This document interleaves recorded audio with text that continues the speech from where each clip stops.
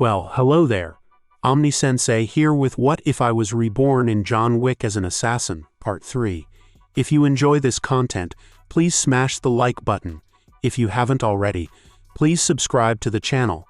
Don't forget to check out the original story linked in the description. I hope you enjoy listening to it. High Table. Headquarters. All 12 seats were present. On the large screen of the conference room was a freshly transmitted video from New York. With the click of a button, the footage began to play. On screen, at the entrance of the Continental Hotel, one after another, heavily armored figures appeared. Each carried a Gatling gun, lined up shoulder to shoulder like war machines. They leveled their weapons at the hundreds of High Table enforcers present. The triggers were pulled, scarlet flames erupted, bullets sweeping across the battlefield. The proud enforcers of the High Table fell in rows, unable to resist in the slightest. Then, buses burst into flames one after another. Screams. Wails. The sounds pierced through the video feed, echoing in the ears of the 12. Until, finally, silence. The war machines withdrew back into the hotel. The video ended. Everyone understood. The third wave of battle had concluded. So sudden. So decisive. So shockingly brutal. No one had expected that the Lighthouse organization would be hiding such terrifying forces. At this moment, the meeting room was silent. The 12 High Table seats sat in collective silence. In just 7 hours, they had lost 360 elite enforcers under the High Table banner. Of course, this amount of attrition was far from crippling to the High Table. But deep down, they all felt the sting. Especially since the third wave of enforcers had simply been sent to their deaths. This had gone completely against the original plan. The plan was supposed to be, first wave, probing. Second wave, wearing them down. Third wave, exhausting John Wick, Kane, and other top-tier killers. Finally, the fourth wave, unleashing 500 enforcers to crush them. This way, the High Table could both showcase their absolute intolerance for rebellion and display overwhelming dominance. But now, the enemy had fielded 10 war machines. With one swift, brutal slaughter, they had told not just New York but the entire world of assassins, the Lighthouse organization is not to be provoked. Sure, the High Table could theoretically replicate such killing machines. But who could say that the Lighthouse only had 10? Or that they didn't have even stronger cards left unplayed? Each of the 12 High Table members carried different thoughts. Some were merely watching from the sidelines. Some saw potential in the Lighthouse, even wishing to recruit them. And some, like the Kimura family, were sworn enemies, destined to fight to the death. But most of them were thinking the same thing. Was it still necessary to continue this cleansing operation? After a long silence, a refined middle-aged man finally stood. He smiled and spoke gently. "Ladies and gentlemen, perhaps we should first hear what Russia has to say." Continental Hotel. Top floor.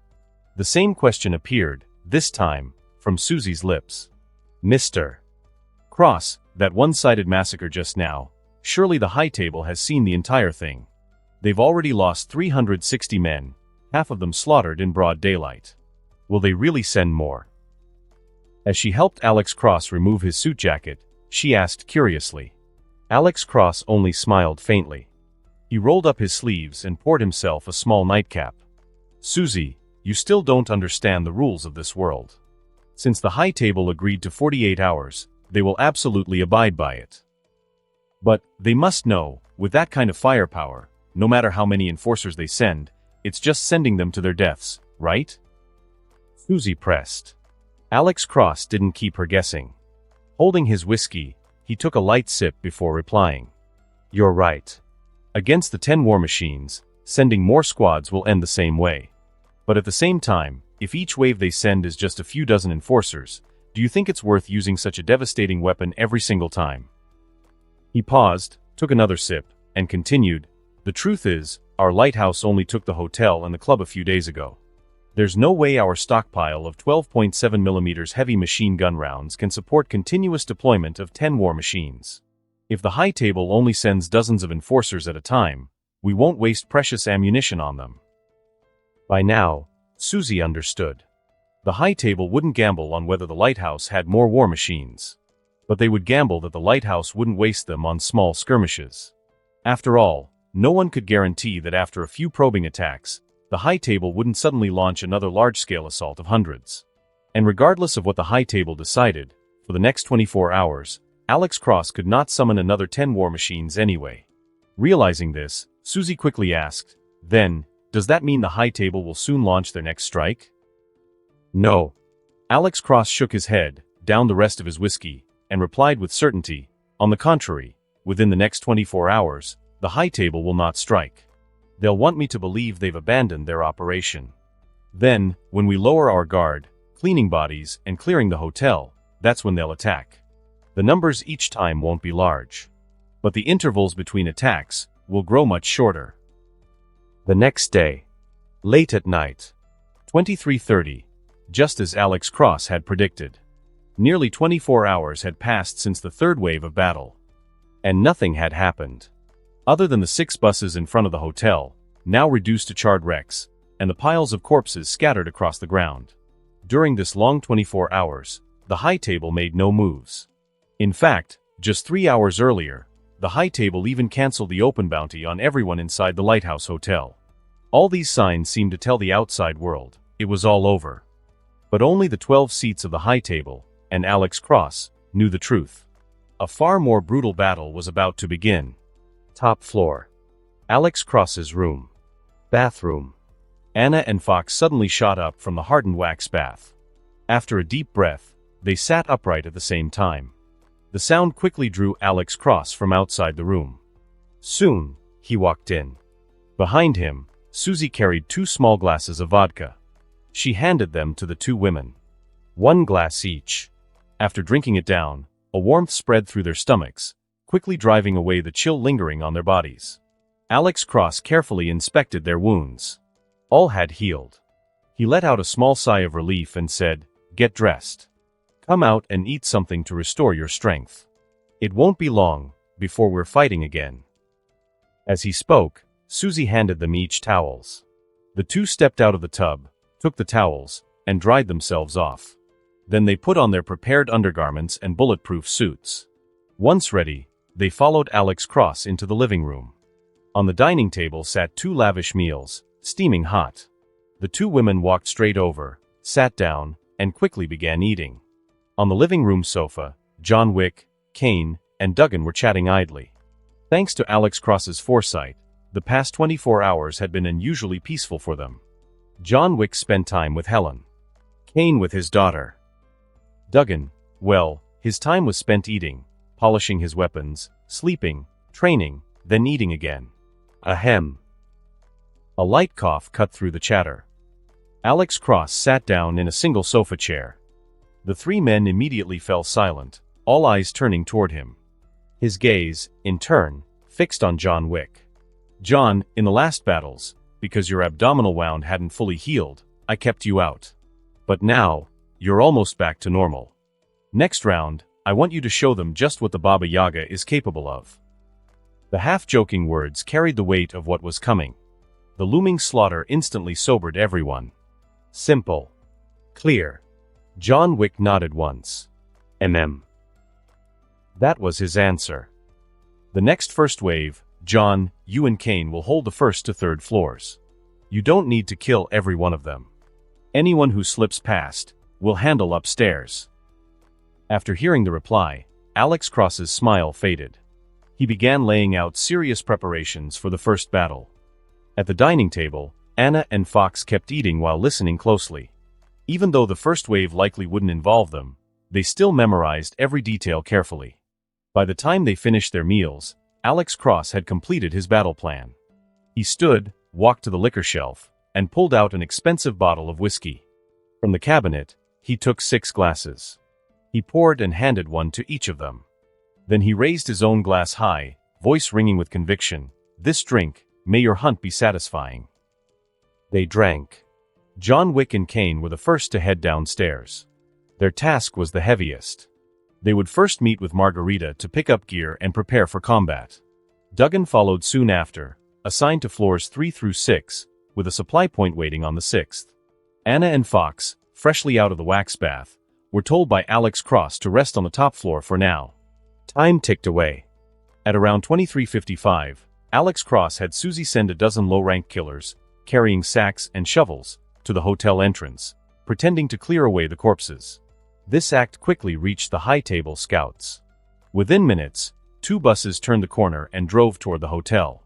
The dozen killers at the entrance, seeing the buses approach, instantly dropped their tools and hurried back into the hotel, heading for the first floor. This time, the buses did not stop too close. They pulled up behind the 6 already charred husks of buses. Doors opened.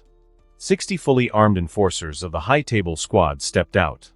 Their eyes immediately fell on the nearly 200 mangled corpses at the entrance. The sight was so horrific, so blood-soaked, that several nearly vomited on the spot. A shadow of dread settled over their hearts. Death's presence hung thick in the air. Yet, no matter their fear, the high table's orders had to be obeyed. They reformed ranks. 10 squads. Moving past the scattered remains, they began their slow approach toward the hotel entrance. The war was about to erupt again. 10 enforcement squads. Faces grim. They advanced slowly toward the hotel entrance. The lead enforcer crouched quickly, checking the doorway with practiced precision. After confirming there were no traps, he gestured back, safe. Deep breath. Step forward. He crossed into the hotel. They picked up speed, arriving at the first floor lobby, and headed straight for the stairwell. Their mission had changed. Originally, eliminate all lighthouse assassins. Now, kill the lighthouse leader Alex Cross and target Kane. Because of this, they left only 1 squad behind to secure the ground floor. The rest pressed upward. The first enforcement squad reached the stairwell. Left and right, corner cleared. After confirming both sides safe, they regrouped and began climbing to the second floor. Second floor, stairwell. Kane stood outside the hallway door. In his left hand, a Glock 17 converted carbine. In his right, his sword cane, drawn, gripped tight. Through the glass of the door, he watched the shifting light of tactical flashlights. He tilted his head, listening to footsteps echoing in the stairwell. Step. Step. The crunch of combat boots on tile carried clearly through the silence. A few more steps, the lead enforcer stood just beyond the wooden door, separated from Kane by mere inches. The Mun reached out, carefully pushing the door open, trying to check if the second floor hallway was clear.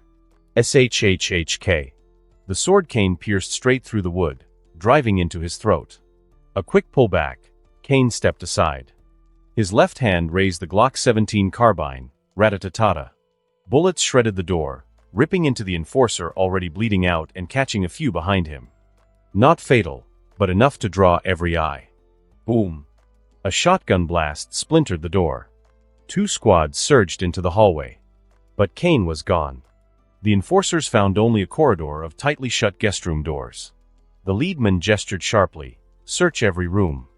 Find Kane. Meanwhile, in the second-floor restaurant, John Wick pressed his back against the wall, gripping his TTI Sig Sauer MPX carbine. Cold eyes fixed on the bobbing beams of tactical lights. 10 squads had split, 5 left, 5 right. 5 steps, 4, 3. The barrel of a Winchester M1897 shotgun edged into view. John moved instantly. Left hand locked the barrel. Right hand squeezed the trigger. Bang.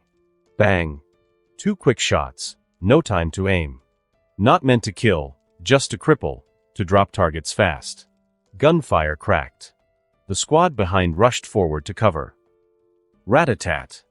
4 more shots, 2 more enforcers staggered back, weapons falling from their grip. John spun. Snatched the Winchester from the first Mun he dropped. Fired. Boom. 1 enforcer blown back, chest torn open. He discarded the shotgun, swinging the MPX back into play, rat-a-ta-ta. 3-round burst. 1 to the forehead. 1 to the neck. Another man dropped. Without pause, his hand went to his waist.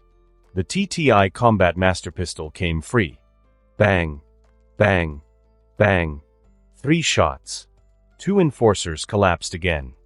He holstered and raised his carbine, retreating step by step toward the restaurant, laying down bursts of fire. Rat-a-ta-ta. Rat-a-ta-ta. Suppressing their advance. On the right flank, 2 enforcers he'd already downed once tried to rise again. Rat-a-ta-ta. They fell for good. The gunfight on the right drove the squads on the left to hurry. They stopped at the first guest room. Boom. Shotgun breach. Kick. Door smashed open. A 6-man squad rushed in. Behind them, 4 more squads advanced to the next room. Door after door. Breaching. Clearing. Until they reached the 5th room at the hallway corner. Boom. Shotgun cleared the way. Door kicked open. 6 men charged inside. But from behind the last man, a shadow followed silently. Cane. The door shut. Lightning strike. Sword cane flashed. The blade slid clean through the enforcer's throat. One pull. Blood sprayed. No pause. Cane raised the dead man's rifle. Rat-a-ta-ta-ta. In the cramped guest room corridor, bullets ripped into the back of the next enforcer, shredding him before he could turn. The man dropped dead on the spot. The 4th battle inside the Lighthouse Hotel had begun. The gunfire drew 2 enforcers toward the bathroom. One grabbed the handle. The other raised his weapon. Their plan was obvious: catch Cane off guard from the side. But they had overestimated themselves. The moment Cane emptied a burst that dropped one of them, he didn't hesitate. He yanked the corpse of the man he'd stabbed through the throat, spun, and rammed it against the bathroom door. Bang. Rat-a-ta-ta. The impact slammed the door into the wall as bullets roared through. The enforcer holding the door was crushed between wooden wall, head spinning, body racked with pain. The other enforcer opened fire, but every round struck the corpse Cane was using as a shield. Cane dropped into a crouch. Left hand, Glock 17 carbine. He swung it past the corpse and squeezed. Rat-a-ta-ta-ta. Bullets cut the gunman down in seconds. A sword flashed, piercing back through the bathroom door. The blade pinned the first enforcer to the wall, dead. Cane withdrew the sword, kicked the corpse aside, and slammed the door shut. Rat-a-ta-ta. Gunfire hammered the wood from 2 more enforcers outside the adjoining bedroom, shredding the door in a hail of bullets. Cane hugged the wall and raised his weapon. Bang. Bang. 2 shots dropped the last wounded man inside the bathroom. Then, 1 step forward. Sword thrust. Another throat pierced clean through. Blood sprayed as Cane slipped behind the dying man, wrenching his rifle free. Boom. The bathroom door blasted open, 2 enforcers rushing in with rifles. Cane opened fire first. Rat-a-ta-ta-ta. Rounds tore through one enforcer's armor, shattering ribs. Several bullets punched into his face, killing him instantly. The other man screamed as bullets tore through his torso. Not enough to kill him, but enough to leave him doubled in pain, unable to raise his weapon. Cane rose calmly, sword in hand.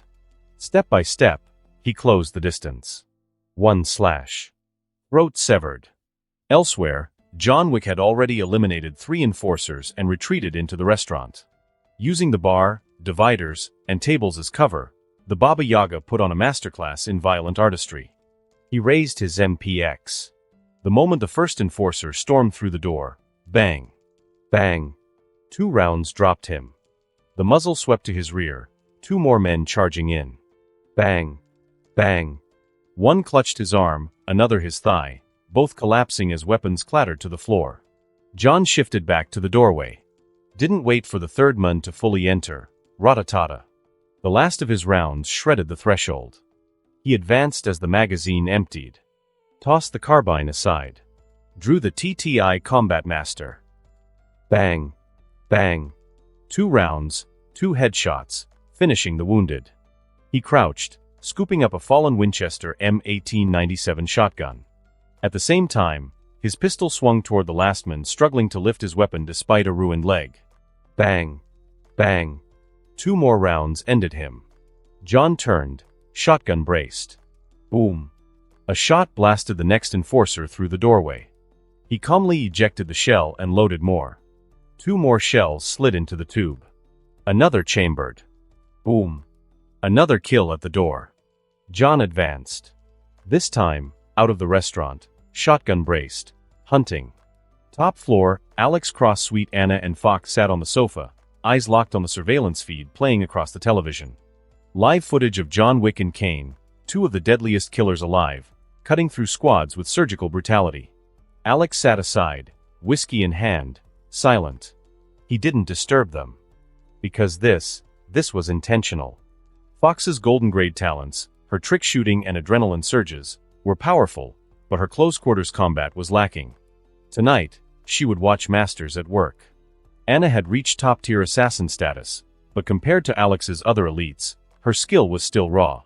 Before her promotion, she had trained in John Wick's Mozambique drill. And now, she watched him apply it live. It was the ultimate lesson. Real combat. Real death. Teaching is better than any training ever could be. Alex's motives ran deeper. His alliances with John and Kane were strong for now, but the future was never certain. Anna and Fox, however, were loyal beyond doubt. By letting them study John Wick and Kane up close, he was ensuring they'd inherit their strengths, while Alex himself prepared for the day when loyalty, not alliance, might decide survival. The massacre continued, every shot and every blade stroked both a lesson and a warning. Room 205. After wiping out the entire law enforcement squad, Kane flicked his cane sword, shaking off the blood staining its blade. Stepping over the corpses, he walked out of the bathroom and sat on the bed in the bedroom. He pulled from his waist the Glock 17 carbine conversion kit submachine pistol, ejected the nearly spent magazine, and slotted in a fresh one. Just as he chambered around, footsteps echoed at the door. Kane immediately rose, holstering the submachine pistol back at his waist. 3 quick strides brought him to the bathroom doorway. He bent down, picked up a shotgun dropped by an enemy, and pressed his back against the wall by the toilet door. Click. A shell was chambered.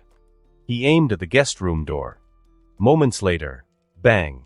The door was kicked open with a violent crash. At the same instant, Kane squeezed the trigger. Boom. The shotgun blast hit squarely on the law enforcer still in mid-kick, his leg raised.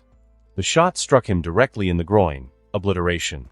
Agony shot straight to his brain, but before he could even scream, the brutal force of the 12-gauge buckshot hurled him into the opposite wall. Blood frothed from his mouth. His head lolled to the side. Dead. Kane had no time to gloat. He tossed aside the shotgun and sprinted forward, his left hand drawing the submachine pistol. Rat-a-tat. The burst of gunfire came before the other 2 law enforcers at the doorway could react. 2 bullets slammed into the right-hand man's shoulder, robbing him of the ability to fight back. The rest forced the left-hand man to retreat behind the corner of the hallway. With his right hand, Kane slashed. The gleaming blade of his cane sword sheared cleanly through the right-hand enforcer's wrists. His severed hands, still gripping the assault rifle, spun to the floor. A blood-curdling scream ripped through the hall. Kane ignored his suffering prey. He raised his gun toward the corner. Sure enough, seconds later, the enforcer hiding there leaned out with his rifle, rat-a-tat. 3 bullets, point blank. Straight through the man's eyes. Kane turned and thrust his sword. The tip pierced the throat of the screaming amputee, ending his misery. But his fight was far from over. From room 204, the remaining 2 law enforcers rushed out. And the gunfire and screams from the hallway had already drawn out the team stationed in rooms 201, 202, and 203. They froze when they saw Kane. Then, guns came up, all aiming at him. Without hesitation, Kane darted back, slipping into the corner beside room 205 just as, rat-a-tat. Bullets chewed into the spot where he had stood only seconds before. Meanwhile, John Wick fought in his own brutal style. He stepped out his door, shotgun raised. Boom. 1 law enforcer at the doorway was blown away instantly. Wick sidestepped, closing in on the nearest target. He grabbed the man's rifle and yanked him forward as a living shield. Boom. Rat-a-tat. Bullets tore into the enforcer's body, all meant for Wick. He shoved the dying body away, chambered around with a sharp clack, and kicked the corpse into the group crowding the doorway. He leveled his shotgun, picked out the one enemy with the cleanest shot at him. Boom. Another down. Switching weapons in a heartbeat, he drew his TTI Combat Master Pistol. Bang. Bang. Bang. 3 rapid shots. Each precise. Then he slipped into a shooting blind spot, reloading fluidly. He flipped the shotgun and slammed a fresh shell in. Out of the corner of his eye movement to the right. He calmly chambered around, swung the barrel out. Boom. The mun was obliterated. Wick slid 2 more shells into the tube. As footsteps rushed up behind him, he spun. Boom. Another enemy down. His left hand seized the rifle of the dying mun. With his right, he fired the last shotgun round into the man's foot. Wick dropped the shotgun, seized the assault rifle, and crouched low behind the collapsing body. Rat-a-tat. 2 bursts. 2 more enemies wounded, their shotguns clattering to the ground. Wick rose, yanking his bullet-riddled suit tighter, and dashed toward the cutlery sterilization cabinet. Rat-a-tat. Rat-a-tat. Bullets hammered into the steel, sparks flying as his silhouette vanished behind cover. Only when silence fell did Wick pause to breathe. He ejected the magazine, checked the rounds left, slammed it back in. Ha! He exhaled slowly. Then, raising his weapon, he prepared for the next wave. Rat-tat. Rat-tat. The muzzle flashes. From the right side, the eyes, the sight, and the barrel, all aligned. Double-tap bursts in rapid succession. 4 high-table enforcers chasing up from behind are gunned down almost instantly. With fluid motion, Wick sidesteps. Through the scope, he scans behind the 4 men writhing on the floor. As he advances, he fires intermittently, making sure none of the downed killers can so much as reach for a weapon, eliminating any chance of resistance. Only when John Wick reaches the 4 fallen assassins does the familiar glare of tactical flashlights, the trademark of high-table squads, appear at the end of the corridor. No hesitation. From above, holding his 750, Wick squeezes the trigger. Bang.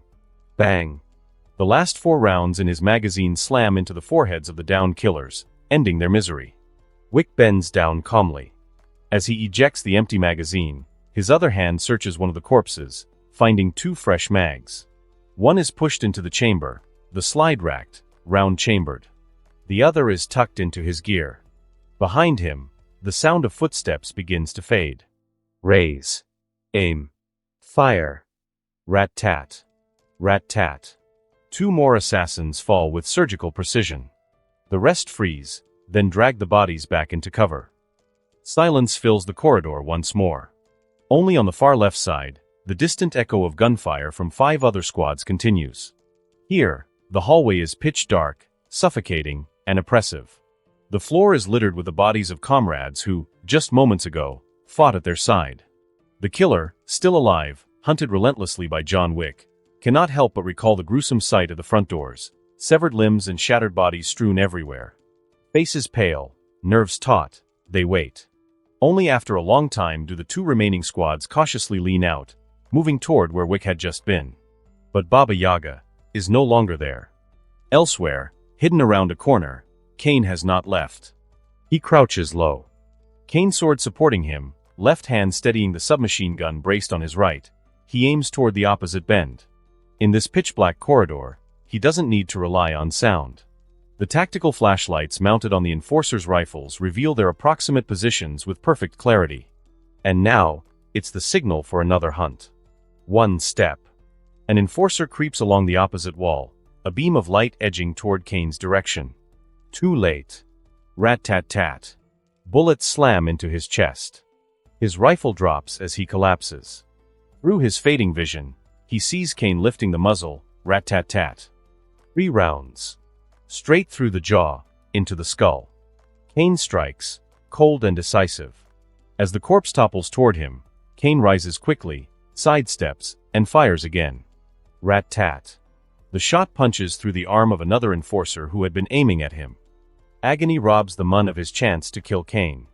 Kane doesn't even glance at him. He charges out of the corner straight toward a 3rd enforcer. Hands clamp down on the man's arms. Kick. Shoulder throw. The enforcer is slammed hard to the ground. The sword pierces his eye socket. Kane raises the gun, rat-tat-tat. Emptying the mag, he draws his cane sword again. A quick slide puts him beside another wounded enforcer. Kane snatches his automatic rifle, rat-tat. 2 shots. In the killer's unwilling, despairing eyes, darkness. Kane yanks up the corpse, using it as a shield while bullets slam into it. He rushes forward, closing the distance to the rest. A few steps away, kick. The body is hurled into their ranks. Kane flashes forward. The sword gleams under the flashlight beams, slicing open another enforcer's carotid artery in an instant. Blood sprays. Without pause, Kane whips a leg out, sending the dying body crashing back into the crowd. Now standing his ground, He raises the rifle. Rat-tat-tat. A torrent of bullets sprays wildly, cutting down enforcers knocked off balance by the tumbling corpses. By now, half an hour of slaughter has passed. 60 men. 10 enforcement squads. Already, most lie dead. And yet, the real crisis is only just beginning. Top floor. Alex Cross's room. Ramsey, seated at the side, suddenly speaks. Mr. Cross, the high table's second wave of enforcement squads has arrived. Cross glances at the sofa, where Anna and Fox are still watching Wick and Kane's rampage on screen. Then he steps to Ramsey's side and looks at the laptop feed. 2 buses have parked neatly behind the 6 burned-out husks of the first wave. The doors open slowly. Another 60 fully armed, well-equipped high-table enforcers march out in formation. Cross knows, this is just the beginning. But he is not concerned. He has already arranged everything in advance. Notify Margarita. Have her pull back to the 6th floor. Tell the killers on the 3rd floor to prepare, harass them as much as possible, but prioritize their own safety. And he pauses slightly. Tell Duggan, be ready to move at any moment. At the entrance of the hotel, just like the waves before, 60 enforcers of the high table stepped off the buses and quickly formed up into squads. From the 2nd floor, sporadic gunfire rang out, telling them one thing: the previous squads that had gone ahead were still locked in brutal combat inside the building. Passing the charred skeletons of burned-out buses, they too saw the square, and the horrifying mountain of corpses piled high with rivers of blood. A chill weighed heavily on their hearts. The battle ahead was cloaked in shadow. Still, compared to the very first wave of 60, their burden felt lighter. So many enforcement squads had already gone in first, clearing the path. The strong enemies inside, even if not dead, should already be exhausted. Perhaps this cleansing operation would finally be completed in their hands. Every one of these killers in black armor told themselves that in the silence of their hearts. Inside the building, the newly arrived 10 squads didn't pause. They rushed into the stairwell, charging upward toward the 2nd floor. The squad leader at the front raised a clenched fist. The team halted. He glanced at the corpses littering the ground, hesitated a moment, then gave a string of hand signals, simple and direct. Advance. The last 3 squads will stay behind to assist the 2nd floor units in finishing the fight. Orders were passed down the line. Moments later, another enforcer patted him on the shoulder, and the leader signaled the push forward again. They moved on, but when they reached the stairwell between the 2nd and 3rd floors, their pace slowed. The stairs had been half destroyed in the earlier battles. A gaping break split the steps. The enforcers had to hug the wall and inch their way across. Finally, the first 6-man squad crossed. The 2nd squad started to climb over. But the 1st squad didn't wait. They pressed onward, approaching the 3rd floor landing. What they didn't know was what awaited them next.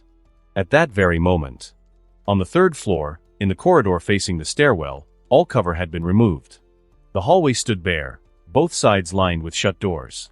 No one could guess what hid behind them. At the far end, the door to the supply station yawned wide open. Margarita had already withdrawn with 2 killers, carrying weapon crates up to the 6th floor. Inside the supply station, where tables should have been stacked with arms, one weapon waited in silence, an MG3 general-purpose heavy machine gun. It was mounted with ballistic shields on both sides. Behind it, a blue-tier killer, helmet on, vest strapped tight, gripped the MG3's handles. The barrel pointed squarely at the stairwell doors. Bolt pulled back. Safety off. From the frosted glass of the stairwell door, the glow of tactical flashlights flickered. Step. Footsteps echoed. A silhouette appeared, faintly projected onto the glass. Soon, it vanished upward, toward the 4th floor. The killer at the MG3 didn't fire.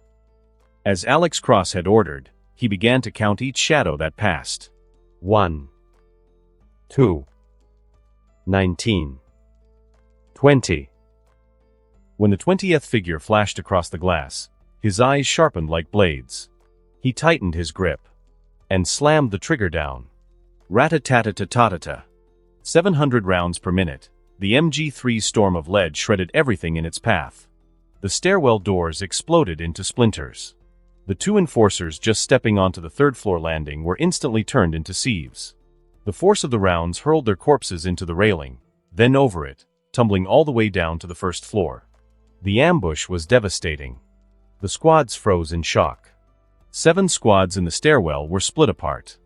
3.5 squads had already crossed, nearing the 4th floor. The rest, 3.5 squads, were trapped between the 2nd and 3rd floors. Now, these trapped squads were caught in a nightmare. Behind them, the broken stair gap blocked the way, crammed with more enforcers unable to move forward. Ahead of them, the 3rd floor landing was a bloody maw of death. Anyone who showed their head would meet the same fate as those 2 corpses, slaughtered on the spot. And Alex Cross gave them no time to think. At the very moment the MG3 opened up, a dozen killers in identical body armor appeared on the 1st floor landing below. They carried the hotel's signature Kohari CA-415 assault rifles. And they leveled their barrels upward, toward the 6 enforcers trapped on the broken stair ledge, pinned tight to the wall, unable to raise their weapons. "Damn you!" The enforcers roared in despair. The killers squeezed their triggers. Rat-a-tat-ta-ta. Rat-a-tat-ta-ta. A storm of bullets ripped through them, shredding all 6 where they clung. Their bodies dropped, one after another, slamming onto the stairs below, spitting blood, eyes wide with disbelief. Now, wolves in front. Tigers behind. The 3.5 squads that had crossed ahead couldn't turn back to help. Because the MG3 was still waiting, its barrel aimed like the fangs of hell itself.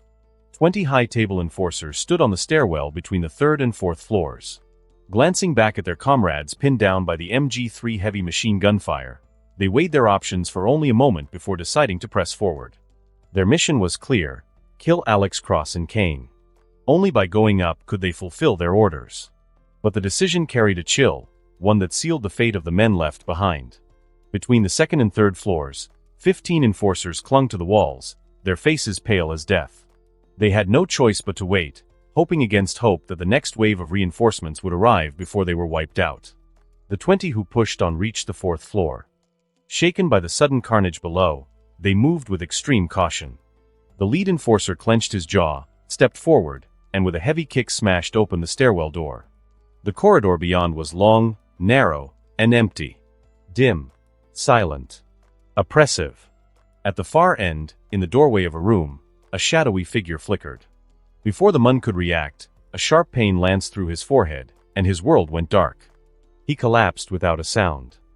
The 19 survivors stiffened in alarm. No gunshot. No muzzle flash.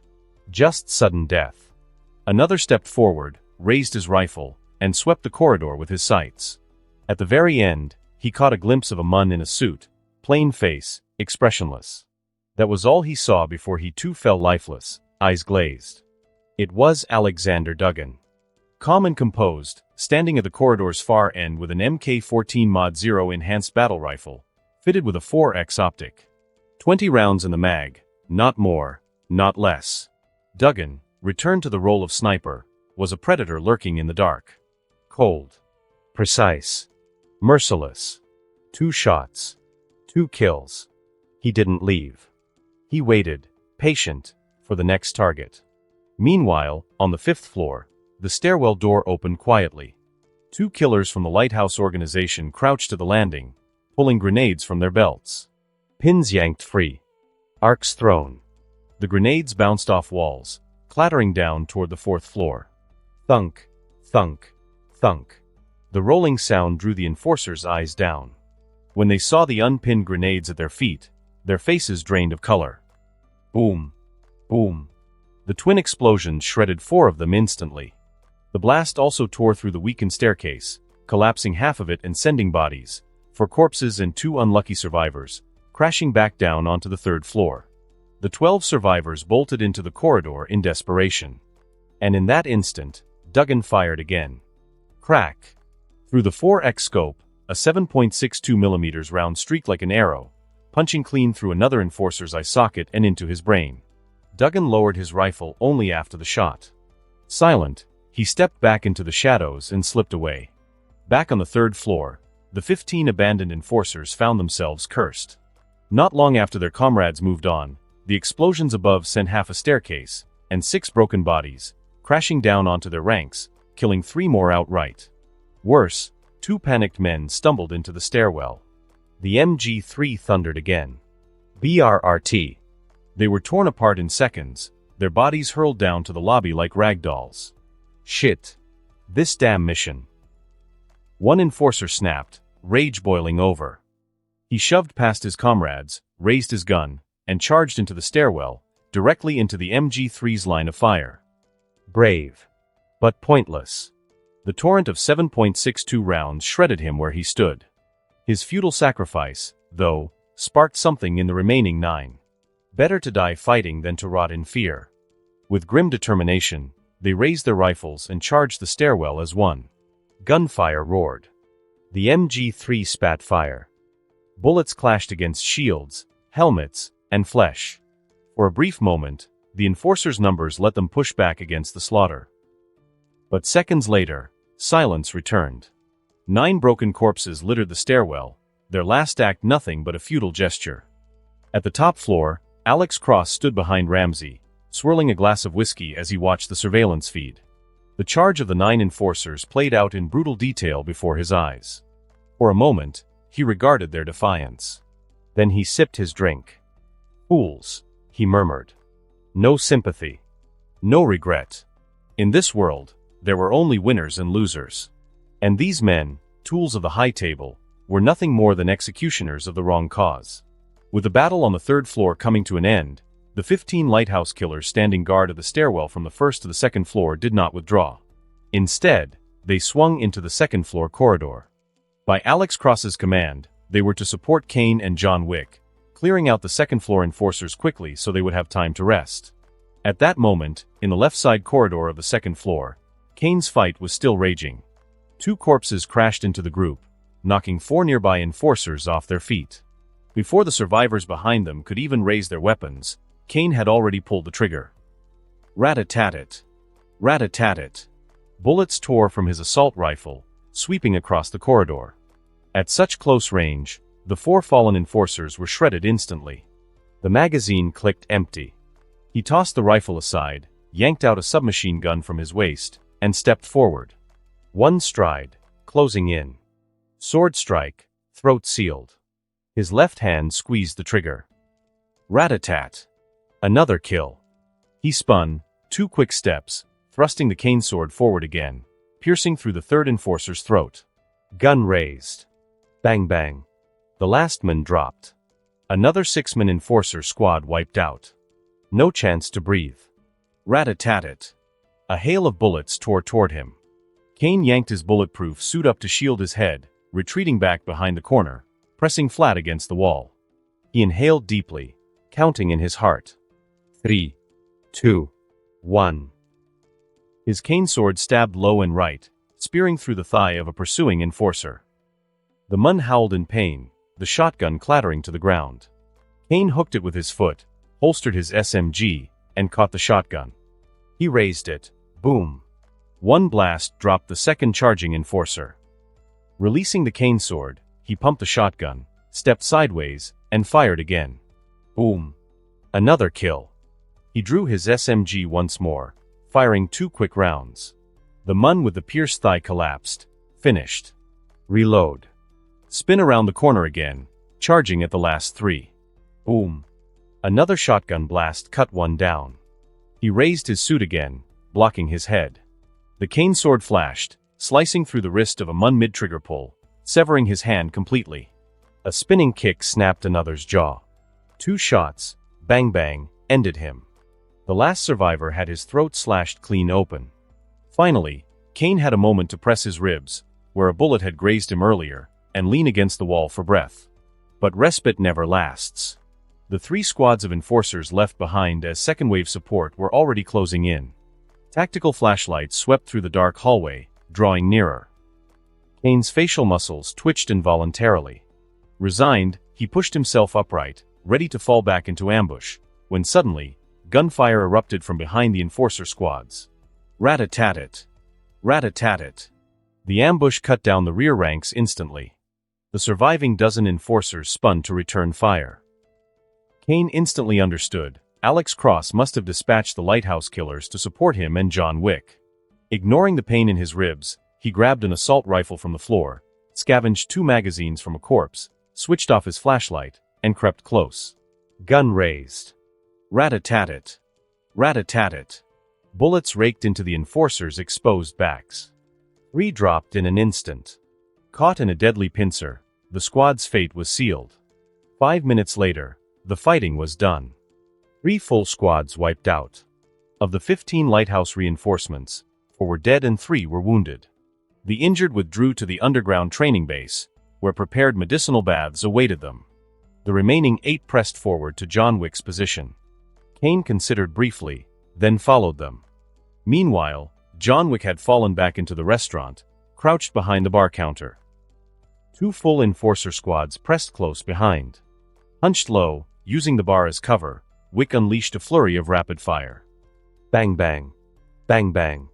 Each shot precise, each round hitting home. Enforcers screamed, staggered, and fell. One after another dropped, unable to retaliate under the pain. Wick didn't rush forward to finish them. After dropping 4, he kept his rifle braced, moving deliberately, suppressing the enforcers still pressing in while watching the fallen. The instant one tried to lift his weapon again, Wick dipped his rifle and put another round into him. Bang bang. When the magazine finally clicked empty, he reloaded with practiced calm. Only then did he stride out from behind the bar, advancing on the fallen enforcers without hesitation. Rat-tat. Rat-tat. 2 rapid bursts, 4 bullets. They forced 2 enforcer killers in the distance to retreat.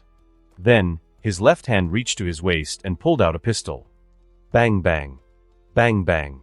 He swiftly executed 4 enforcers lying on the ground. His muzzle locked onto the distance, firing rapidly as he moved his body.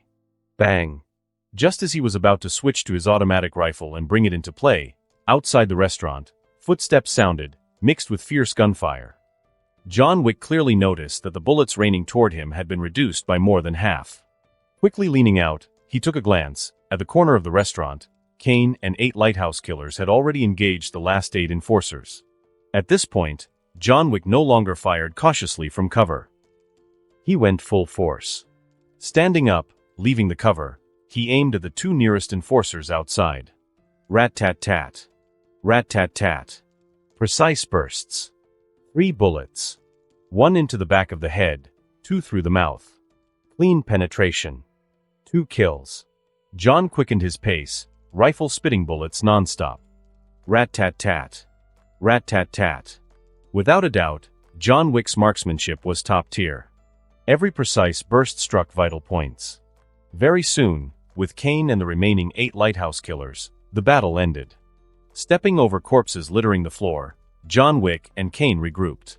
They walked side by side to the bar, sat down, pulled out 2 glasses from beneath the counter, and grabbed a bottle of liquor.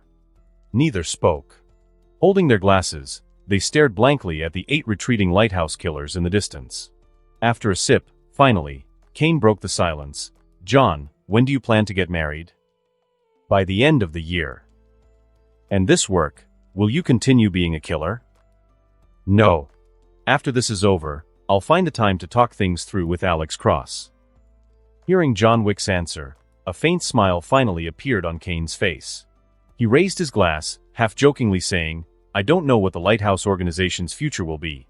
But right now, at least, Alex Cross is proving himself as a true leader. John Wick nodded in agreement. Rome. At the Camorra family headquarters. Gianna sat in her study, watching a video on her laptop.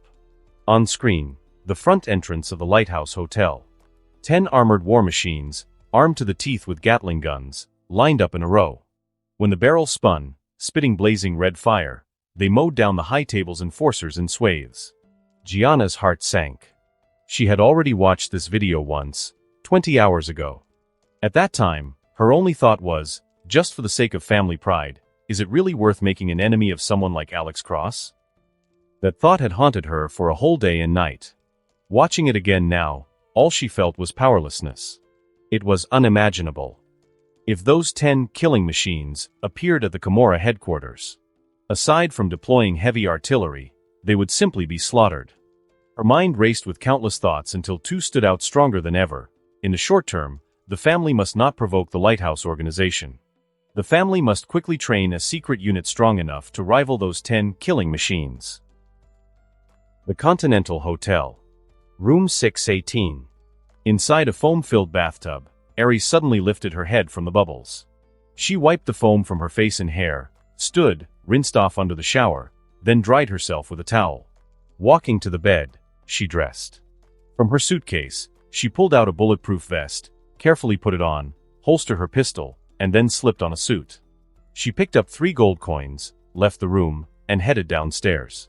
At the bar, she found a bartender's errand boy, followed him out the hotel's back door, through 2 alleys, and into an inconspicuous weapons shop. Inside, she approached the counter, handed over a gold coin, and gave the bartender a note she had prepared. Soon, he led her into a side room. Weapons lined the walls: M249 light machine guns, Beretta 1301 shotguns, Angstadt Arms UDP-9s, everything from machine guns to pistols and knives. The bartender quickly began recommending weapons based on her list: CZ75P09 semi-automatic pistol, effective range 50 meters, 9mm rounds, 15-round detachable steel double-stack magazine. It comes with 2 spares. An excellent choice for a lady. For your second request, lightweight, fast rate of fire, powerful. I recommend the TTI V7 Harbinger. Modular design, 30-round capacity, 2 spare mags included. Perfectly fits your needs. Aries picked up the carbine, pulled the bolt, aimed, and tested magazine swaps, several drills. She nodded in approval. Clearly, she was satisfied with the service. 10 minutes later, Aries walked out with a black pack. At the roadside, she hailed a taxi, handed over a gold coin, and then passed the driver another note. Lighthouse Club. The driver pocketed the coin, glanced at the address, and said nothing. He turned the car around, merged into traffic, and drove toward the club. 4th floor. After eliminating 3 enforcers, Duggan quickly shifted his sniping position. He moved along the corridor, slipping into the far corner, half his body hidden behind the wall. Turning sideways, he raised his rifle, aimed, and waited patiently. 10 seconds later, tactical flashlights flared from the room he had just vacated. A clutter of hurried footsteps rushed straight toward that room.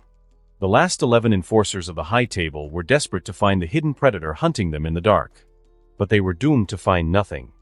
The moment the first enforcer charged past the corridor into the room, Duggan pulled the trigger. With the suppressor muffling the shot, the faint 750 pop was drowned out completely by the chaos of boots. They didn't notice. But the bullet didn't lie. The 7.62mm round drilled clean through the enforcer's temple, blasting his head sideways with such force that his corpse toppled to the floor. The men behind him froze at the sight. Danger registered instantly, and they hit the brakes. But someone always reacts too slowly. Through the 4X optic, Duggan caught half a head peeking around the end of the hall. Hit. Another bullet tore through the man's temple, lodging in his skull. Duggan rose, slung his rifle, and vanished again. A top sniper never stays in the same place. Especially not in a maze-like hotel with corridors in every direction. Sure enough, moments later, 3 enforcers came in from another passage, hugging the wall as they swept the area Duggan had just abandoned. They found nothing but 2 empty 7.62mm casings. That was all. And the shadow in the dark still hunted them. It sent chills crawling down their spines. Their instincts were right. Duggan was already behind them, crosshairs trained on the rear man's skull. Hit. The bullet smashed through his head. Blood splattered across the faces of the other 2. Startled, they bolted around the corner in panic. Duggan didn't overstay. He packed up, vanished again, and relocated. Top floor. Presidential suite. As John Wick and Kane finished their brutal firefight, Anna and Fox finally shook off the daze from watching the carnage. Anna in particular. John Wick's violent artistry had left her awestruck. Fox, on the other hand, hadn't learned much. She already possessed solid combat skills but often preferred to rely on her adrenaline surge to brute force her way out of danger. Alex Cross waved them over, signaling it was time to prepare. They would be joining the fight next. Both nodded. They stripped off their suit jackets, slipped into the lightweight vests Margarita had supplied, and pulled their ballistic suits back on. They checked their sidearms and knives, then left the suite. First stop, Margarita, to gear up with heavier weapons. Once they were gone, Alex Cross sat back down on the sofa and closed his eyes. He hadn't joined the firefights directly, but orchestrating every tactic, countermeasure, and adjustment had burned through his mental reserves. He sighed, lifted his glass, and took a sip of whiskey. Almost half the 48 hours had passed. He wanted it over already. His mind turned to the numbers. By now, the high table had thrown 480 enforcers at the Lighthouse Hotel. That number alone could have crushed any one of the 12 family's New York branches. Even the Continental would have fallen under that scale of assault. But the high table was global. In John Wick 3, the adjudicator simultaneously passed judgment on the New York Continental, the Roscaroma, and the Bowery King. Aside from Winston holding out briefly, the others didn't dare resist. From that, Alex estimated the high table standing enforcer corps in New York alone at 800 to 1,000 men, enough to suppress 3 major factions simultaneously. And even in this war, they wouldn't exhaust that pool. They would hold back at least 200 to 300 men for emergencies. Reinforcements could be pulled from across the world, and fresh graduates from high-table academies could backfill the ranks. In their empire, human life was just a cold number on a contract. Alex calculated, at most, the high table could still send another 120 to 180 enforcers. Of course, he knew it was only guesswork. But however far the truth strayed from his numbers, he was certain of one thing: this 48-hour siege, he would win it. Opening his eyes, Alex looked at the object in his hand. The emergency squad badge. Its cooldown had finally ended. Time flowed endlessly through the night. The entire hotel seemed to fall into silence. Only on the top floor, Alex Cross could see clearly through the surveillance feeds. Duggan, like a phantom living within the darkness of the 4th floor, was endlessly reaping the lives of his enemies. 7. 6. When only 2 high table enforcers remained on the 4th floor. The high table's next wave of enforcer squads arrived. 2 buses. 60 enforcers. 10 full squads. As with the previous 2 waves, their arrival came 30 to 45 minutes apart. It was obvious. The high table had carefully calculated this timing, believing it to be optimal. What they never expected was that Alex had not only anticipated their plan but, with his outstanding tactical command, had already led his forces to completely annihilate the second wave. Now, throughout the entire building, only 2 high table enforcers remained alive. At Duggan's level, eliminating them wouldn't take even 3 minutes. Meanwhile, the 60 fresh enforcers now had to face 5 apex killers. Evenly divided, that meant each assassin only needed to take down 12 enemies. As always, the new squad saw the charred wreckage of buses and the mountain of corpses piled before the hotel entrance. They looked at the shattered doors of the Lighthouse Hotel, and a chill spread through their hearts. Finally, after a brief moment of mental preparation, the third wave of enforcer squads marched into their grave. They passed through the ruined entrance and moved into the stairwell. The lead squads advanced unopposed, with no resistance in sight. But when the last 3 squads followed, a sound stirred from behind the front desk on the 1st floor. Those at the back turned their heads, and all they saw were 2 grenades flying toward them, and Anna crouched beneath the counter. "Grenades!" one enforcer shouted, diving aside. Boom! Boom! 2 explosions ripped through the packed hallway. Shrapnel tore violently through several bodies. Tiles shattered, debris scattered, and smoke filled the air. Even before they'd reached the stairs, an entire squad was devastated, 3 dead, 2 critically injured, and combat ineffective. From 6, down to 1. Anna rose from behind the counter, her hands gripping a Sig Sauer MPX carbine. With its 42-round extended magazine, she unleashed a storm of bullets. Rat-a-tat-ta-ta. The dense rain of gunfire shredded the already reeling enforcers. 2 had their spines severed. The wounded were finished off instantly. Another collapsed with a bullet through the leg. Within just 5 minutes of entering the hotel, the 3 trailing squads had already lost half their number. Anna didn't charge in further. Instead, she pulled back swiftly, disappearing into cover. The remaining 8 enforcers from the back squads howled with rage, just as another scene unfolded in the stairwell. From the basement level, Fox emerged quietly, her footsteps light and silent. Catching up to the squads ascending to the 2nd floor, she raised her compact TR-9 automatic carbine. Adrenaline surged. Her heartbeat spiked. Her perception slowed to a crawl, every movement of the enforcers on the stairs stretched into slow motion. Rat-a-tat-a-tat-ta. Fox pulled the trigger without hesitation. Bullets drilled cleanly through the necks of 4 men ahead. As her adrenaline burst ended, her gunfire didn't. Step by step she advanced up the stairs, cutting down 2 more who tumbled backward, rolling down in bloody heaps. Now the stairwell's 7 remaining squads were down to 6. The survivors spun around in shock, turning their fire on Fox. But on the second-floor landing, John Wick and Kane appeared, rested, calm, weapons in hand. Bang bang. Bang bang. John, wielding the Lighthouse-issued Kahari CA-415 assault rifle, delivered rapid twin bursts, dropping the distracted enforcers one by one. Beside him, Kane's Keltec KSG shotgun roared. Boom.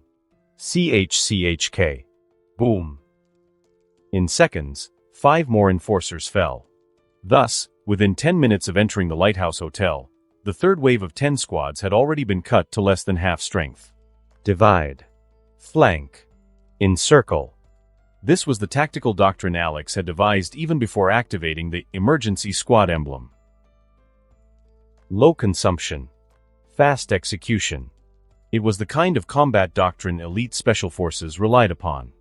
And if you added Duggan, a top-tier sniper, the firepower was equivalent to legendary teams like the A-Team or the Expendables. Even as it stood now, this was more than enough to systematically obliterate the high-table squads. And so, instead of worrying about the downstairs battle, Alex's mind turned to a greater question. Would the high table continue to send its squads one wave at a time, feeding them to the slaughter? Or would they gamble everything and unleash the last of their forces in one decisive strike, hoping the Lighthouse Hotel could no longer field its 10 unstoppable killing machines? The ambush in the stairwell was utterly one-sided. It didn't take long before Duggan emerged from the 4th-floor stairwell. Lowering his head, he peered down through the gaps where half-broken stair steps had collapsed. His gaze pierced through the gaps between the 4th, 3rd, and 2nd floors, clearly locking onto the helmets of the enforcers trapped between the 1st and 2nd floors.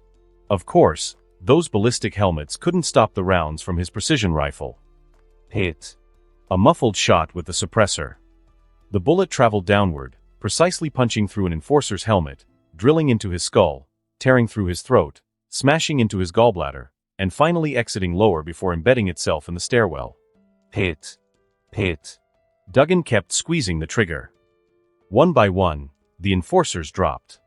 John Wick, Kane, and Fox seized the opportunity, pressing the remaining survivors tighter and tighter into a killing zone.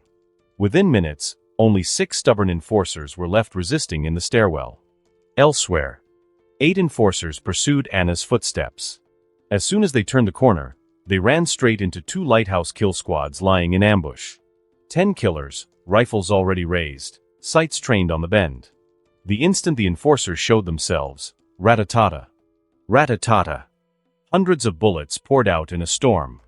The first 4 enforcers through the corner were shredded instantly, their bodies reduced to bloody ruin. The carnage rivaled even the grotesque remains of those who had been torn apart by Gatling fire outside the hotel gates. The remaining 4 enforcers froze, pressed flat against the corner, terrified of sharing their comrades' fate. Silence fell again after that brutal volley. Finally, the nearest enforcer dared to edge forward and peek. What greeted him was the still smoking muzzle of Anna's SIG-MPX carbine. Bang! Bang! 2 rounds punched right through his forehead, ending him instantly. With a flick, Anna slung the carbine back and drew her pistol in a fluid motion. She didn't even step out, her gun muzzle appeared first. Bang! Bang! 2 blind shots, followed by a sudden sidestep. In a blink, the last 3 enforcers were exposed in her sight lines. Bang! Bang! Bang! Bang! 2 swift double taps dropped the farthest pair. Anna lunged forward, closing in on the nearest enforcer before he could raise his weapon.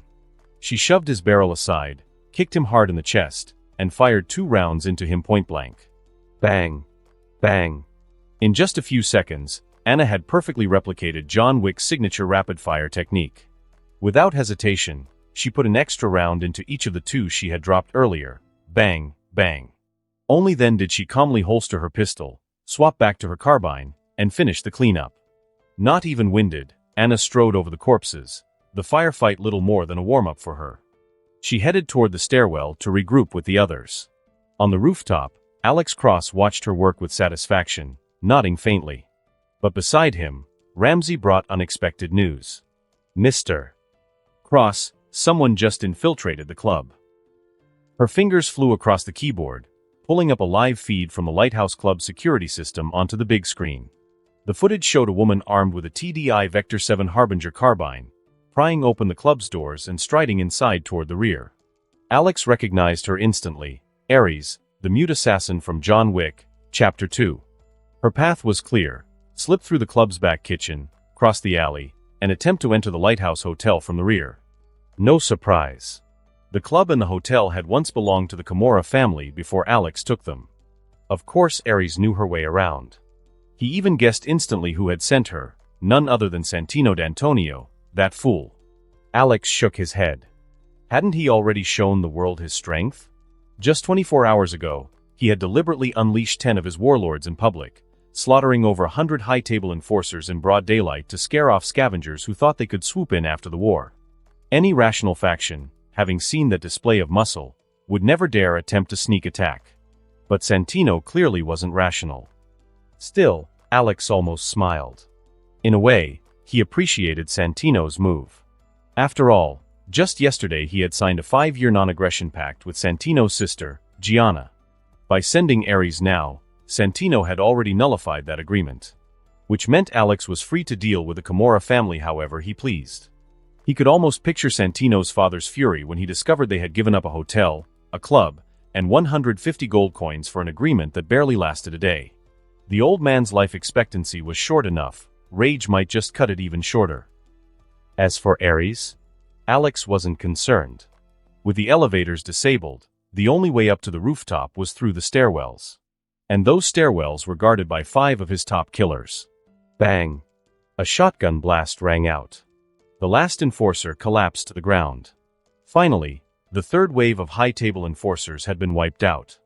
At this moment, the stairwell fell silent once again. Just as John Wick, Kane, and the others were preparing to retreat and rest for a moment, faint sounds came from the kitchen on the first floor. Ares was indeed cautious enough. Unfortunately, the hotel kitchen had already been wrecked during Kane's first battle. Broken dishes and shattered cookware were scattered everywhere. The mere act of pushing the door triggered a chain reaction. Clang, clang, clatter. The noise spread from the kitchen all the way into the stairwell. Anna, Fox, Kane, John Wick, and Duggan instantly realized that a rat had slipped inside. Without hesitation, each tightened their grip on their weapons, exchanged a quick glance, took positions, raised their guns, and aimed at the first-floor stairwell entrance. 1 minute later, a shadow appeared. Moving carefully, it stepped over the corpses on the ground and crept toward the door. Just as the barrel of her gun poked into the stairwell, Fox suddenly seized it. Anna darted forward from the side, slamming her shoulder into the figure, pinning her against the door. She grabbed the arm, twisted, and executed a flawless over-the-shoulder throw. The figure crashed heavily onto the ground. Bang! Bang! From the stairwell corner, John Wick fired 2 precise shots. Kane, calm and composed, came down the stairs with his shotgun. Boom! Even Duggan on the 4th floor hadn't needed to fire. The battle was already over. Click! Click! Click! The stairwell lights flickered on, 1 level at a time. The group looked down, and saw the lifeless eyes of Ares staring back at them. So abrupt, yet so fitting. Ares was nothing more than someone who, against John Wick, couldn't last even a single minute. Ever since she had been chosen as Santino's right hand, she had overestimated her own strength. As the saying goes, the kind of boss you serve determines the kind of fate you meet. This brief interlude was quickly dismissed by the group. The 5 of them entered the first-floor elevator and ascended to the top floor. There, Alex Cross had already poured 5 glasses of whiskey to welcome them back. Mr. Cross, do we still need to prepare for another wave of high-table enforcers? Kane asked as he accepted his glass. Beside him, John Wick also raised his gaze toward Alex. Alex handed a glass to John before slowly replying, "That depends on when the next wave of high-table enforcers shows up." "What do you mean?" John asked, puzzled. Alex patiently explained, "It's been 20 minutes now. If the next wave arrives within the next half hour, then you'll need to face at least 2 or 3 more waves of high-table killers." "And if they don't show up?" Kane asked, exhaling deeply after downing his whiskey. Alex smiled faintly, raised a finger, and said, "Then that was the last wave. And if that's the case, you won't need to fight again." Hearing this, John Wick and Kane exchanged a glance of relief. The two of them were the most exhausted, having fought through wave after wave of bloodshed. Alex understood this well. He stepped forward, patted Kane on the shoulder, and reassured him. "It's almost over. Now all that's left is to wait." Time ticked away. On the top floor, the group chatted idly. Anna occasionally asked John about shooting techniques. To her surprise, he didn't brush her off with his usual curt "yeah," but instead answered patiently. Finally, half an hour passed. Outside the hotel, no high-table buses appeared. Alex glanced at his watch, then looked up at John and Kane. "It seems the high table won't be coming for now. You two should go home, spend time with your daughter and your girlfriend." At these words, John Wick immediately stood. Kane rose a moment later, turning to Alex with a word of gratitude. "Thank you." Just 2 words, but carrying all the weight of Kane's feelings. Alex gave a faint smile, clapping his shoulder. "Go on. Your daughter's still with Helen. And don't get in the way of John reuniting with his girlfriend. Oh, and bring Nikita back for me." "Haha." Kane chuckled knowingly, then left with John Wick. The hotel entrance soon returned to calm. Alex ordered the assassins to begin clearing corpses from the underground parking lot and the hotel floors. As usual, they were collected, incinerated, and bagged. By the final 2 hours of the 48-hour window, most of the bodies had been cleared, leaving only the bloody mountain of corpses at the hotel's front entrance. Of course, Aries' body was carefully preserved. Once this ordeal ended, Alex intended to send it back to the Camorra family, as proof of Santino's folly. A few minutes later, Ramsey brought word: the high table's final wave of enforcers, their buses had arrived. This time, the number of enforcers dispatched by the high table truly exceeded Alex Cross's expectations. On the surveillance feed, one bus after another pulled in, 15 in total, stretching from the hotel entrance all the way down the street. 30 men per bus. That was 450 enforcers. Such an enormous deployment. Even Alex was momentarily shaken. They've pulled together every remaining enforcement unit in New York. He muttered under his breath as he watched the convoy. He had never expected the high table to spend this much blood and coin. But soon, he realized something was off. Out of the 15 buses, only 2 opened their doors. 60 enforcers disembarked and began forming ranks. The other 13 buses remained sealed, no movement at all. Of course, Alex didn't believe the high table would send empty buses just for show. Those buses had to be full of armed men. So why weren't they disembarking? After a moment's thought, the answer became clear. The outcome of this purge didn't matter anymore. Win or lose, the high table had already spent 48 hours demonstrating to every killer and syndicate in New York that they had endless enforcement squads at their disposal. If they wished, they could erase any organization that defied their rules. And if Alex Cross survived, it would only prove that the lighthouse could withstand 48 hours of the high table's assault. But what if there were no time limit? Those 15 buses full of killers outside were the answer. This wasn't about annihilation. It was about a dignified ending for the high table's campaign. A way to retreat with face intact. Of course, there was more to it. They were probing him to see if the lighthouse could muster the strength to make them back down. If not, then those buses would be empty, and hell itself would pour into the street. At that thought, a mocking smile tugged at Alex's lips. He raised his hand. In his palm, the crimson badge appeared again. With a single thought, 10 armored berserkers, each carrying a Gatling gun, materialized before him. He rose to his feet, stepped toward them, and issued a simple command: go downstairs. Stand at the entrance. If they attack, or if they don't withdraw within 1 minute, open fire. Yes. Alex's plan was just as simple. If the high table refused to retreat with dignity, then he would give them dignity, in fire and blood. At once, the 10 war machines moved. Tum, tum, They rode the elevator down, emerging at the ground floor. Inside the buses, the waiting enforcers stiffened with dread. They had watched wave after wave go in. Not one had returned. Then came the sudden order: all enforcement squads, deploy. Many of them already sensed doom. Now, at the hotel gates, though they were told to remain in the buses, they could see the charred wrecks of 6 burned-out buses, the streets slick with blood and strewn with corpses. Their hearts sank to the depths. Then came the footsteps. Heavy, rhythmic, echoing from within the hotel. And then, in their horrified gaze, 10 armored giants stepped out, Gatlings in hand. At once, panic erupted inside the buses. Oh crap! I'm not fighting those monsters. God damn it, drive. Drive now. Oh my God, I don't want to die. Please, don't make me die here. Chaos. Screams. Desperation. One after another, the 15 buses actually started pulling away. All of them. Even the 2 empty buses left with the rest. Leaving the 60 enforcers already on the street abandoned where they stood, shouting, cursing, begging, in vain. The convoy rumbled off, halting only once it had retreated several blocks away.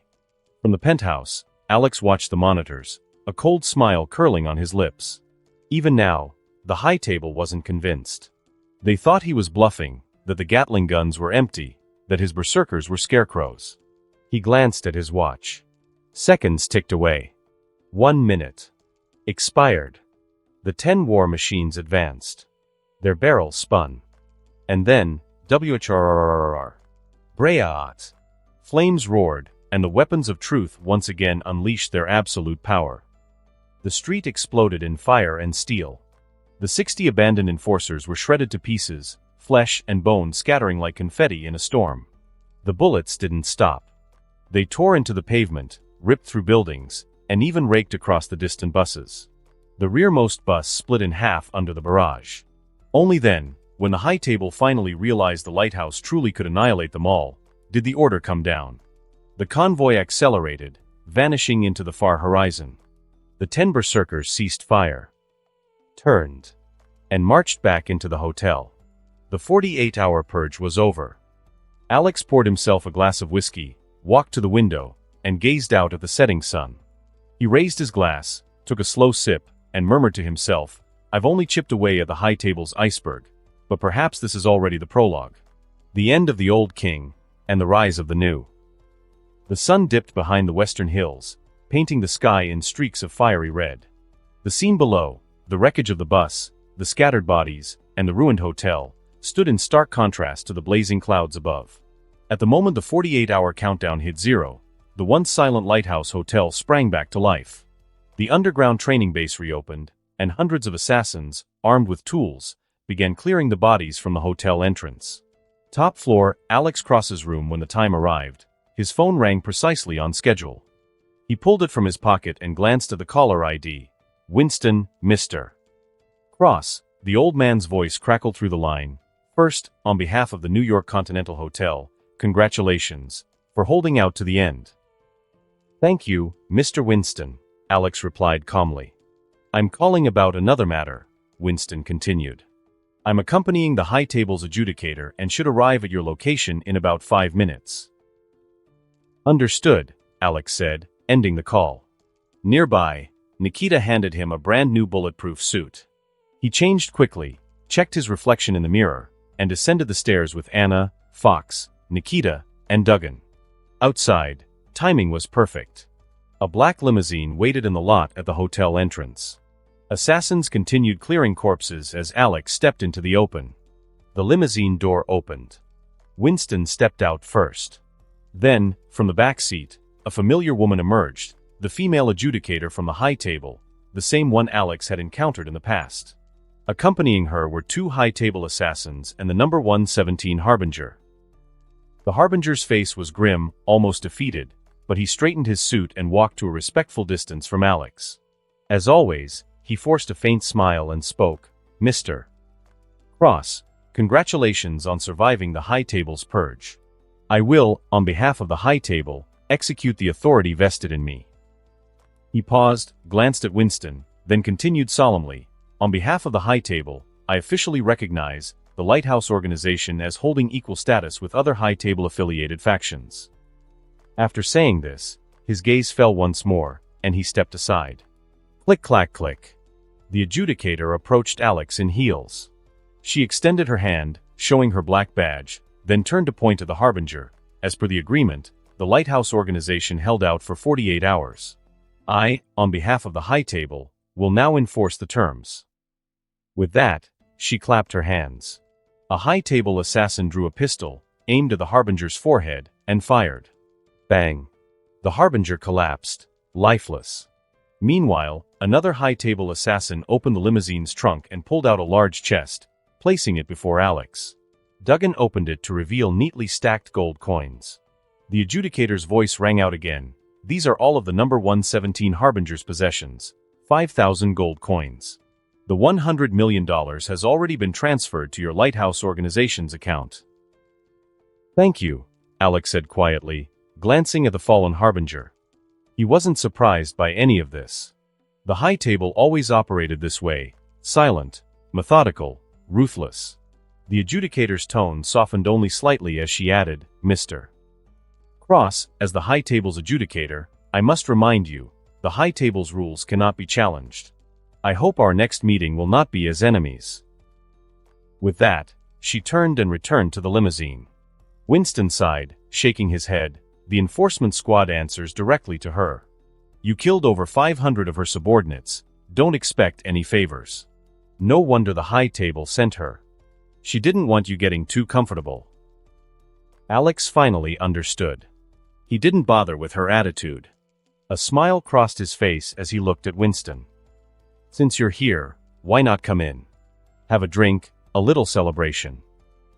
"No, maybe next time," Winston replied, glancing at the still idling limousine before politely declining. He got in and watched as the car slowly pulled away. Alex turned and entered the hotel. Walking beside Nikita, he gave orders. "Have Susie arrange to send Aries' body to Rome. Make sure the Camorra family supervises." At the elevator, he pressed the button and turned back to Nikita. "Also, contact Irene. Tell her to come to the hotel to see me." Lighthouse Hotel, top floor, elevator lobby. Irene stood beside Susie, clutching two suitcases, trembling with a tangle of nerves, excitement, expectation, and a respect that rose from the very depths of her soul. From the street to the hotel entrance, she had seen the aftermath firsthand, uncollected limbs and pools of blood staining the plaza. The Lighthouse Hotel's reputation had never felt more immediate, bloody, mysterious, powerful, and ruthlessly disciplined. She looked down at the two carefully prepared gifts in her hands, then at Susie standing nearby with her composed, elegant manner. A flicker of hope rose in Irene's chest. Ding! The elevator arrived and pulled her back to the present. She followed Susie inside and pressed the top floor button. Her heart hammered. This was the first time she'd ever been up here. Susie must have noticed her anxiety. She offered a reassuring smile. "Ms. Irene, there's no need to be nervous. If Mr. Cross invited you up to the top floor, he clearly intends to entrust you with something important." "Thank you, Susie. I'll carry out whatever Mr. Cross asks of me." Irene answered, voice steady but earnest. "I believe you can do it. Good luck." Susie's words were small encouragements, but they steadied Irene. The elevator reached the top. Susie stepped out first, Irene followed quickly. They arrived at the door to a presidential suite. Susie opened it and led her into the living room. Susie walked to the sofa and announced, "Mr. Cross, Ms. Irene has arrived." Irene bowed slightly, head lowered. "Mr. Cross, it's an honor to see you again." Before Alex could turn, Irene continued out of habit, polite, deferential. Alex rose from the couch, turned, and watched the woman at the doorway. He liked the way she carried herself. He pointed to a single armchair. "Please, sit." Irene set her suitcases down and took the seat. Alex glanced at the two cases with a casual look but said nothing. Instead, he walked to the liquor cabinet. Irene hurried to explain, too eager to be silent. "Mr. Cross, I brought you two gifts." She opened the left case. neatly stacked banknotes, about $2 million. In the right case, rows of gold coins, high table minted sovereigns. At a glance, there were roughly 300 of them. We found these in the Night Demon's old base during the hotel lockdown, she continued. Bruno, the head of the deli gang, and I launched a raid on the Old Saint, the St. D's strip club. We got into the manager's safe and recovered some cash and these coins. I saw similar coins in the hotel, so I thought they might be useful to you. She spoke quickly, anxious to explain herself as Alex's eyes lingered on the coins. Alex withdrew his gaze and sized Irene up more carefully. Then, casual as ever, he asked, "You've been here these past 2 days. You must know what went on at the lighthouse. Have you ever thought of breaking free from the organization's coercion?" Irene stood up immediately and answered with such sincerity it sounded like conviction. "Mr. Cross, Irene will always be loyal to the lighthouse." Her voice left no room for doubt. Alex smiled faintly and motioned for her to sit. Then he got to the reason he'd summoned her. "Tell me, now that the Night Demon is effectively finished, what's the situation with the gangs around New York? What are they doing these days?" Irene's face fell. She brought unwelcome news. Although the Night Demon Group is now essentially a name only, the Vietnamese gang's leader is still resisting. To take them down will take at least another 2 weeks. Alex's brow tightened. She had originally promised that the Night Demon territories would be taken within a month. If a single Vietnamese gang would take half that time, the 1-month target was clearly slipping out of reach. Irene read his expression and hurried to explain. "The reason it'll take 2 weeks is because I trusted Vigo and his crew too much. During the hotel lockdown, Vigo started thinking he could seize power for himself. He thought the lighthouse was finished and tried to recruit others to his side. So Vigo tried to sway them, thinking the lighthouse was done?" Alex said, letting the core problem stand naked. Irene couldn't admit organizational weakness. She pressed on. "Vigo pulled Harold in. They haven't openly broken ties, but the alliance is effectively dead. They even half-heartedly sent a few men when we planned a joint strike on the Vietnamese gang." Alex's smile faded. He turned and looked at Duggan, who sat not far away. "Bring a team and bring Vigo to me. If he resists, handle it, no mercy." Then Alex looked across the room at Ramsey, who was busy writing code for the Prism system. "Pull up Harold's family tree and cross-check every relative. Anyone connected to him gets flagged." Finally he faced Irene again. "Tell me everything you need taken care of. This time, I'll clear all your problems out at once." Irene felt the weight of that promise settle over her like a shield. She had come with gifts and information, and now she left with a commitment that felt like salvation. Perhaps it was Alex Cross's overwhelming presence, but Irene never found the courage to make any personal requests. Her lips parted several times, yet no words came out. Alex waved his hand, dismissing her gently. "Follow Susie. If there's anything you need, tell her directly." Irene bowed slightly and left with Susie. Meanwhile, underground parking garage 2 surviving SUVs, still in decent condition, rolled out of the Lighthouse Hotel. Duggan, leading 8 assassins, drove straight toward the Vigo gang's territory in the lower city. Upstairs after seeing Irene off, Alex stretched, finally feeling the tension of the past days loosen. The urgent matters were mostly handled. It was time to relax. He turned to Anna. "Prepare a bath. Open some champagne. Let's celebrate properly." Anna moved quickly to carry out the order. Fox, Nikita, and Ramsey also began making preparations. Alex strolled casually to the table where Irene had left the 300 gold coins. With a wave of his hand, he stored them into the system. Then, unhurried, he stripped down and walked toward the hot spring pool. Anna and the others were quick. The pool was already half filled with steaming water. Alex slid into the warmth, closed his eyes, and let the heat wash over him. For a while he simply soaked, enjoying the sensation of tension melting away. Then he turned, reached out, and pulled Anna, Fox, and Nikita into the pool with him, one after another. Laughter. Play. Wine and music. Splashes rose with their voices, the rhythm of water blending with indulgence. Time passed. Eventually, Alex leaned back, holding Anna and Fox close, while Nikita's hands worked gently across his shoulders. Eyes closed, his mind sank into the system. System status host, Alex Cross. Age, 22. Gold coins, 5,319. Skills, English Mastery Level 3, Driving Mastery Level 1, Close Combat Level 3, Firearms Proficiency. Talents, Advanced Self-Healing Level 3, Rapid Learning Level 2, Insight Level 3, Exceptional Physique Level 2. Items, Bulletproof Suits times 10, Advanced Weapon Crates times 10, Healing Ointment times 10, Assassin Blind Box Experience Cards times 10, Organization Badge, Emergency Squad Badge. Subordinates, Anna, Duggan, Fox, Nikita, Ramsey, Susie, and Margarita. Staring at the more than 5,000 gold coins, Alex felt a rush of temptation. He wanted to spend. No hesitation, he gave the command in his mind, "System, spend 10 coins to refresh the discount shop." In an instant, 5 new items appeared. Frenzy Elixir, blue, times 50. Permanently increases strength and endurance by 30%, but permanently reduces speed by 30%. Value, 200 coins, limited time 70% off. Talent Recruitment Blind Box Pack, times 10. Randomly recruits 10 characters from other films, guaranteed at least 1 gold tier, absolutely loyal. Value, 300 coins, limited time discount. Assassin Recruitment Blind Box Pack, times 10. Randomly recruits 10 assassins from other films, guaranteed at least 1 gold tier, absolutely loyal. Value, 600 coins, limited time 80% off. Vehicle Workshop Level 3, automatically upgrades 5 standard vehicles into Level 3 bulletproof vehicles every 48 hours. Value, 800 coins, limited time 95% off. Human Limit Serum times 1, injectable.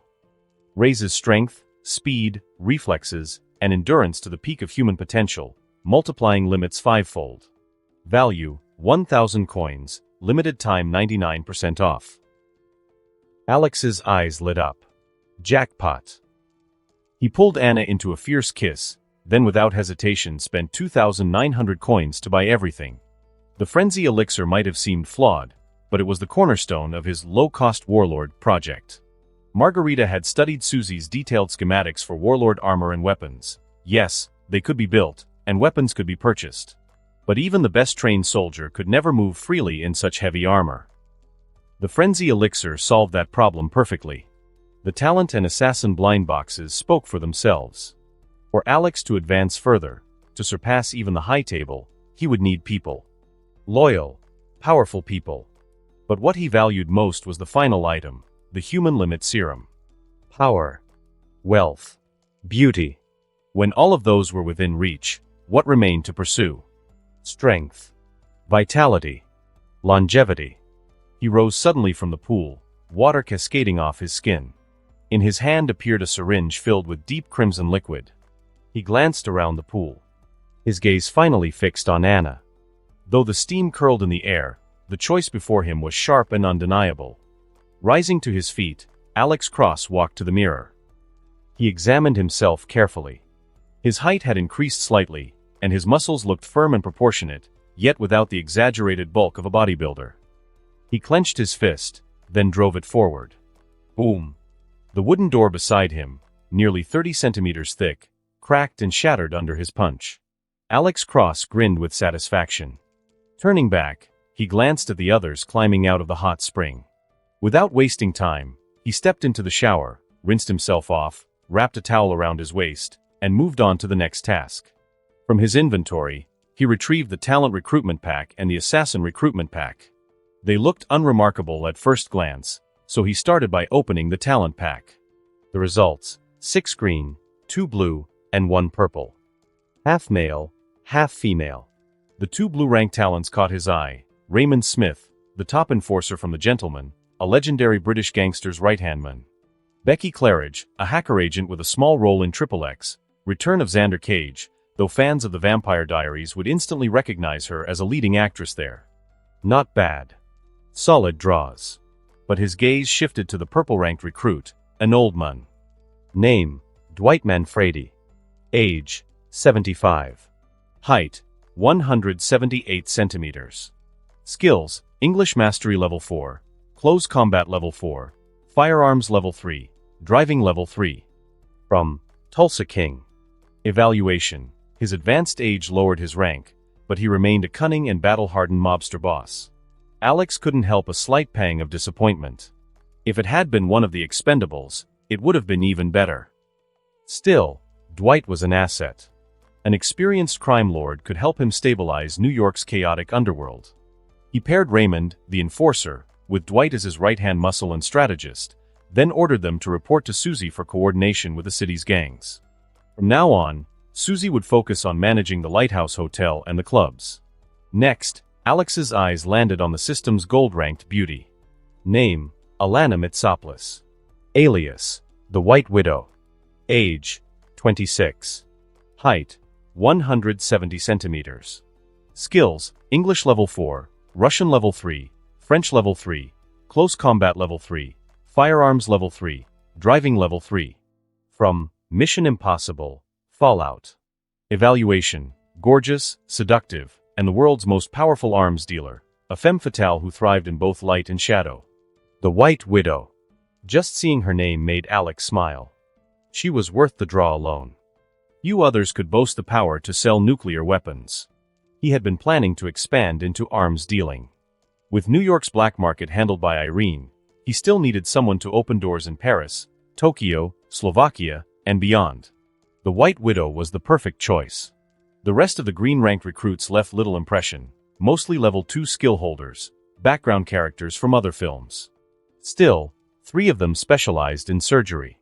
Convenient enough, since his underground base still had several assassins nursing serious injuries. They'd do.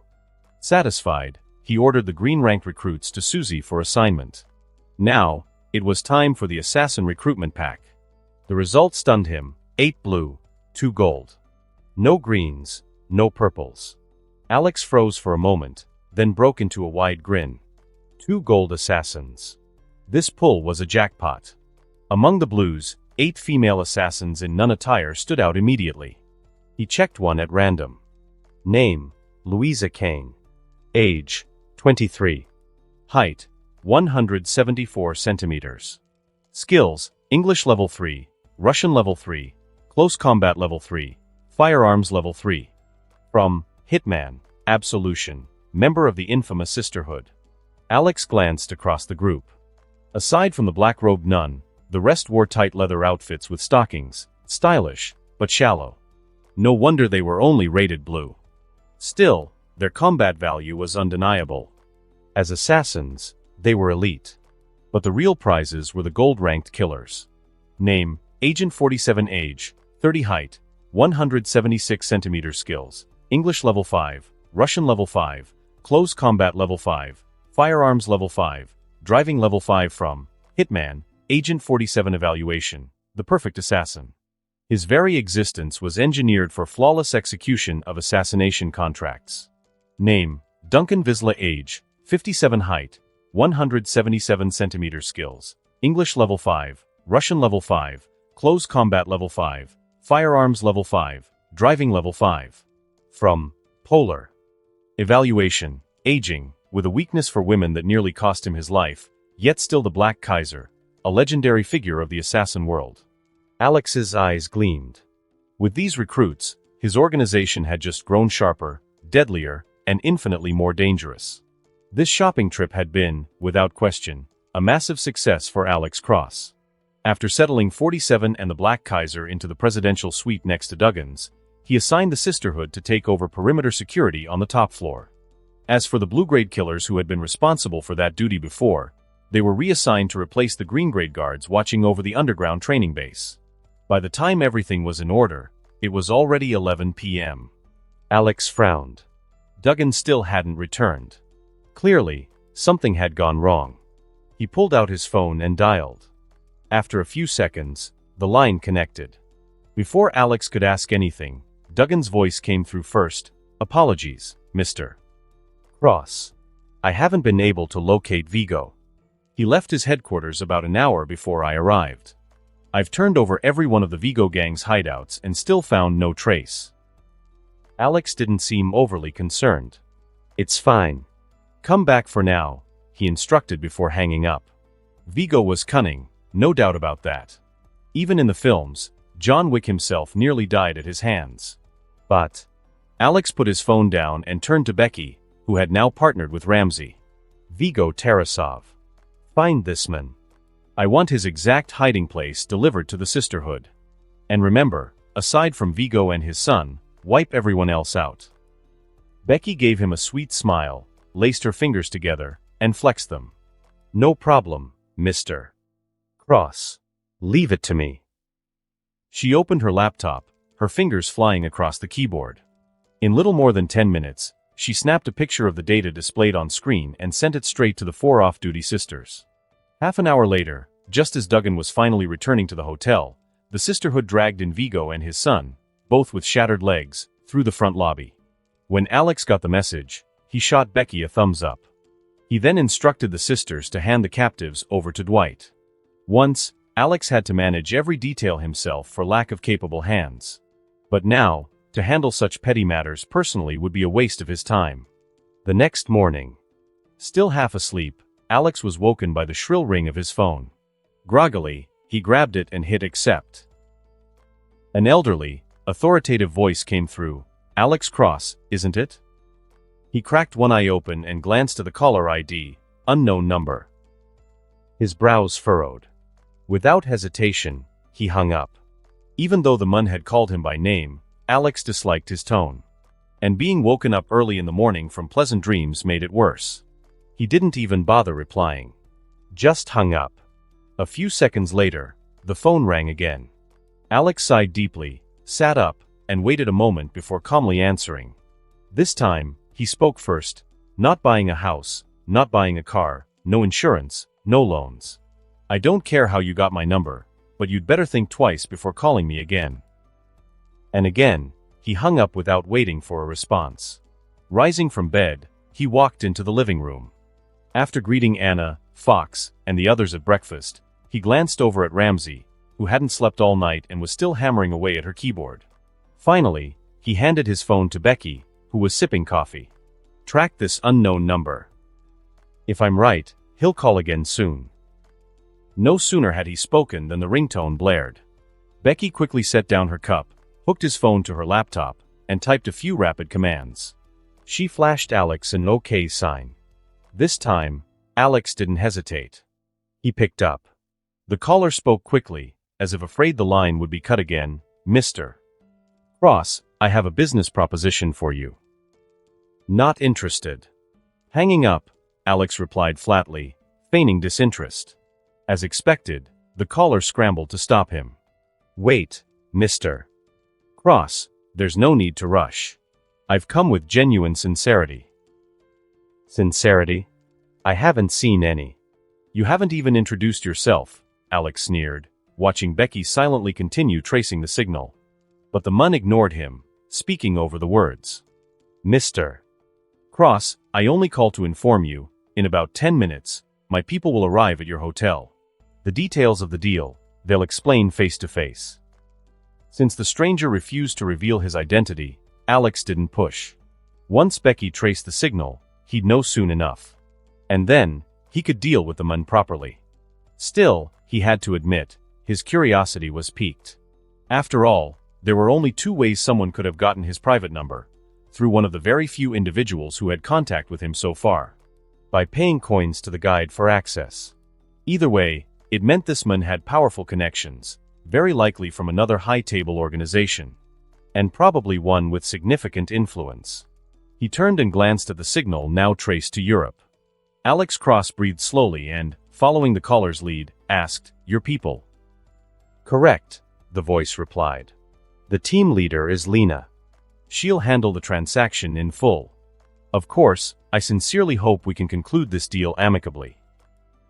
The mysterious speaker finally gave a name, but the name only tightened Alex's frown. Even groggy from sleep, he searched his memory and found no Lena among the people who had crossed paths with John Wick.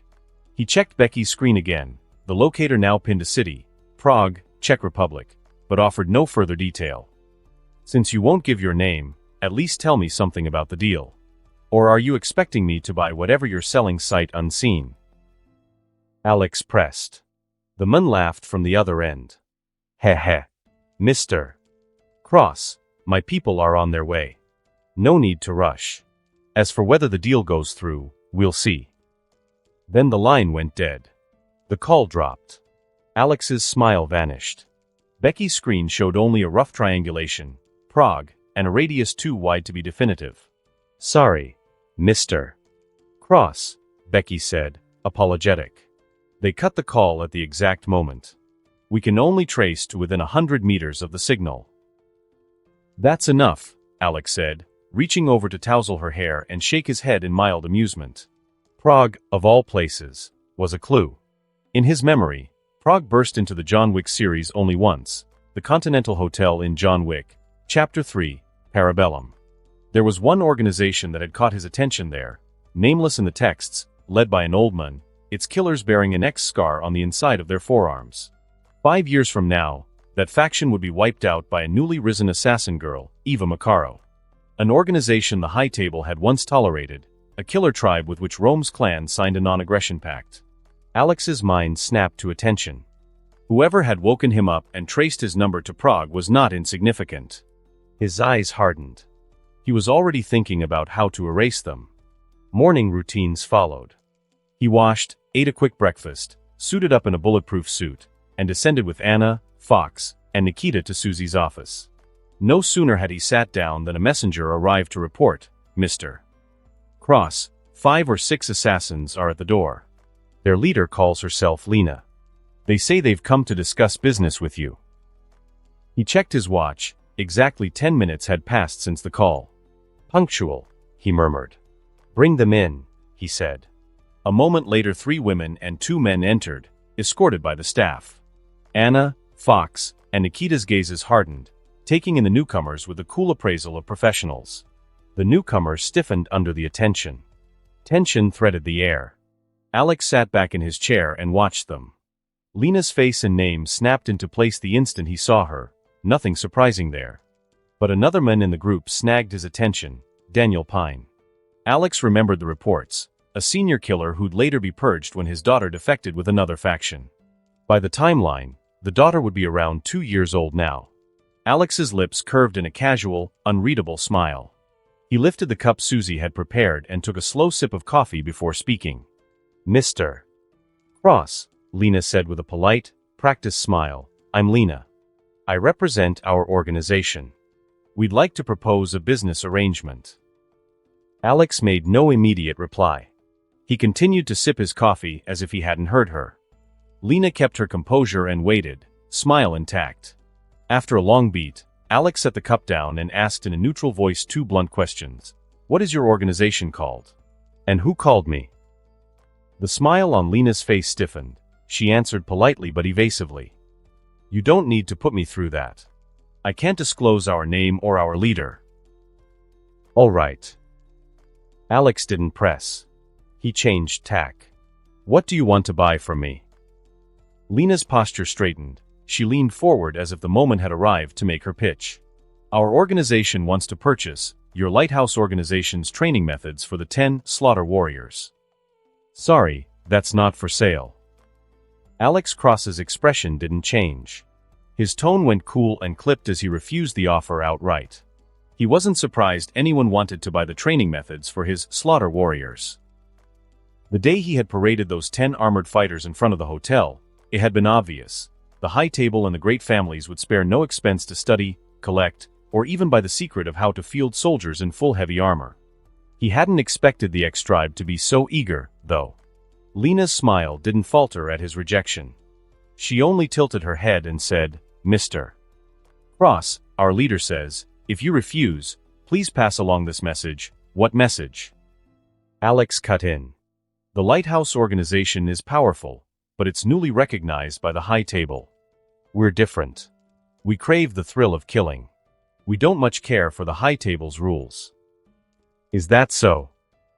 Alex hummed softly. The atmosphere shifted. Anna, Fox, and Nikita reached for their sidearms in an instant. Of the 5 who'd come with Lena, only Daniel Pine reacted in time. He fumbled out his weapon and readied it. The others were a beat slower. The 2 groups legalized their standoffs, a silent gesture, then both sides lowered their guns. The tension ebbed, but an edge remained. Alex's smile returned. "Why don't you stay the night at the hotel?" he offered. "I'll make sure you're treated like honored guests. Take the evening to think it over." "We would be honored," Lena replied with a faint nod. Alex waved to Susie. "Give them 5 deluxe single rooms. Make sure service is impeccable and security is tight." "Understood, Mr. Cross." Susie led Lena and her escorts from the manager's office. As the newcomers left, Alex's smile faded. He called Nikita. Nikita hurried forward. "Sir, tell the kitchen to spice up those 5 dinners. Make sure they sleep well." Nikita bounded off to carry out the order. Only then did Alex rise and refill his coffee. He sipped, frowned, a bit cold, and set the mug down. He dialed Black Kaiser's number. The older, gravelly voice answered soon enough. "Mr. Cross, what are your orders?" "Fly to Prague," Alex said. "Find a hidden, secure temporary warehouse that can hold 50 people." "Understood." Black Kaiser was concise. The line went dead. Alex turned to Fox. "Pick 50 of the sharper killers from the underground training base. When Kaiser reports back, send them to Prague in batches. On arrival, they should contact Black Kaiser directly." "Got it, Mr. Cross." Fox stood and left at once. At the Lighthouse Club, Dwight kept busy with his own blunt routine, a mug of malt beer, a pistol within reach, and breakfast finished. Raymond cradled an MP5K and stood at attention, eyes sweeping over Vigo and his son, both sprawled, broken, on the floor. Nearby sat familiar faces, Irene and Bruno. Around them stood 4 or 5 sharp-dressed, visibly nervous men. Dwight finished his beer, wiped his mouth, and looked to Irene. "Ms. Irene, you may proceed." "Of course, Mr. Manfredi." Irene rose, nodded politely, then walked to where Vigo and his son lay groaning. She addressed the gathered men. "You must understand how this came to pass. This is a warning from Mr. Cross, an opportunity as well." She drew a fine dagger from her bag, stepped to Vigo, and plunged it into him.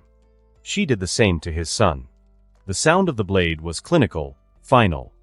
The captive screamed, begging and babbling. "I want to see Mr. Cross. I know Baba Yaga. I can introduce him," Vigo wailed. No one paid him heed. Bruno stepped forward, took the dagger from Irene, and drove it into both Vigo and his son again, loudly forcing the point. "Now it's your turn. Decide. Swear allegiance to the lighthouse and drive this knife into a traitor, stand with us. Or leave, and never return." Silence pressed down. The room watched, waiting for a choice. Alex's cold refusal, Lena's thin smile, and the staged brutality that followed made the terms clear. This world traded in muscle and fear, and Alex intended to set the rules on his own terms. Last night. According to Alex Cross's orders, the sisterhood delivered Vigo and his son to Dwight. After understanding the events and getting a general grasp of New York's current gang landscape from Susie, the shrewd and seasoned Dwight immediately realized this was a golden opportunity. Unlike Irene, Dwight didn't like playing games of alliances, slow-boiling schemes, or testing patience. He was more direct. More violent. With a crippled Vigo and his son guarded closely, he moved on 2 fronts that very night. First, he took on the task of dealing with Harold. Within just 2 hours, every person connected to Harold, over 60 in total, was dead. Then he made sure the news spread swiftly throughout New York's underworld. Second, after waiting 2 hours to ensure all the major gang bosses had heard, he contacted Irene. Through her people, he sent out invitations in his name. At 9 a.m. sharp, come to the Lighthouse Club. Those who don't, face the consequences. Crude. Yes. But effective? Absolutely. Vietnamese gangs, the Marlin family, and the Yellowstone family, upon hearing that Dwight, the lighthouse enforcer, had wiped out Harold and 60 of his associates overnight, those same bosses who once clung desperately to the Night Demon Organization banner, now rushed to accept Dwight's invitation. By 9 a.m., almost all of them arrived punctually at the Lighthouse Club. Irene, wiping blood off her hands with a towel, watched each gang leader step forward to take the knife from Bruno's hands and stab Vigo's lifeless body. In that moment, She realized she had missed her chance to prove herself as a pillar of the lighthouse. Yesterday, Mr. Cross had told her, "Tell me all the troubles you need solved. This time, I'll clean them up for you." It wasn't politeness. It wasn't a test of her independence. It was a hint. A test of whether she had the vision and courage to claim the seat of lighthouse gang leader. If she had seized the chance, taken responsibility for Harold and Vigo, and used thunderous force to crush the already crumbling Night Demon allies, then right now, the one sitting there, sipping malt beer, basking in obedience, would have been her. But she hadn't. So she watched. Still, Irene told herself, it wasn't over. Dwight was old. If she performed well enough before he retired, the role of lighthouse gang leader could still fall to her. She clenched the bloodied handkerchief and stood firmly at Dwight's side, showing her allegiance through action. Dwight, his wrinkled hand caressing a beer glass, scanned the room of self-proclaimed gang bosses. Only after the last man drove the knife into Vigo and his son's bodies did he slowly exhale and clap his hands. "Gentlemen, I am very satisfied with your performance. I believe the lighthouse will become the best bridge to maintain our relationships. From today on, you are all under the lighthouse banner. And I have only 3 simple demands. First, every quarter, you will surrender 30% of your earnings as tribute to the lighthouse. Second, you will not start conflicts with each other.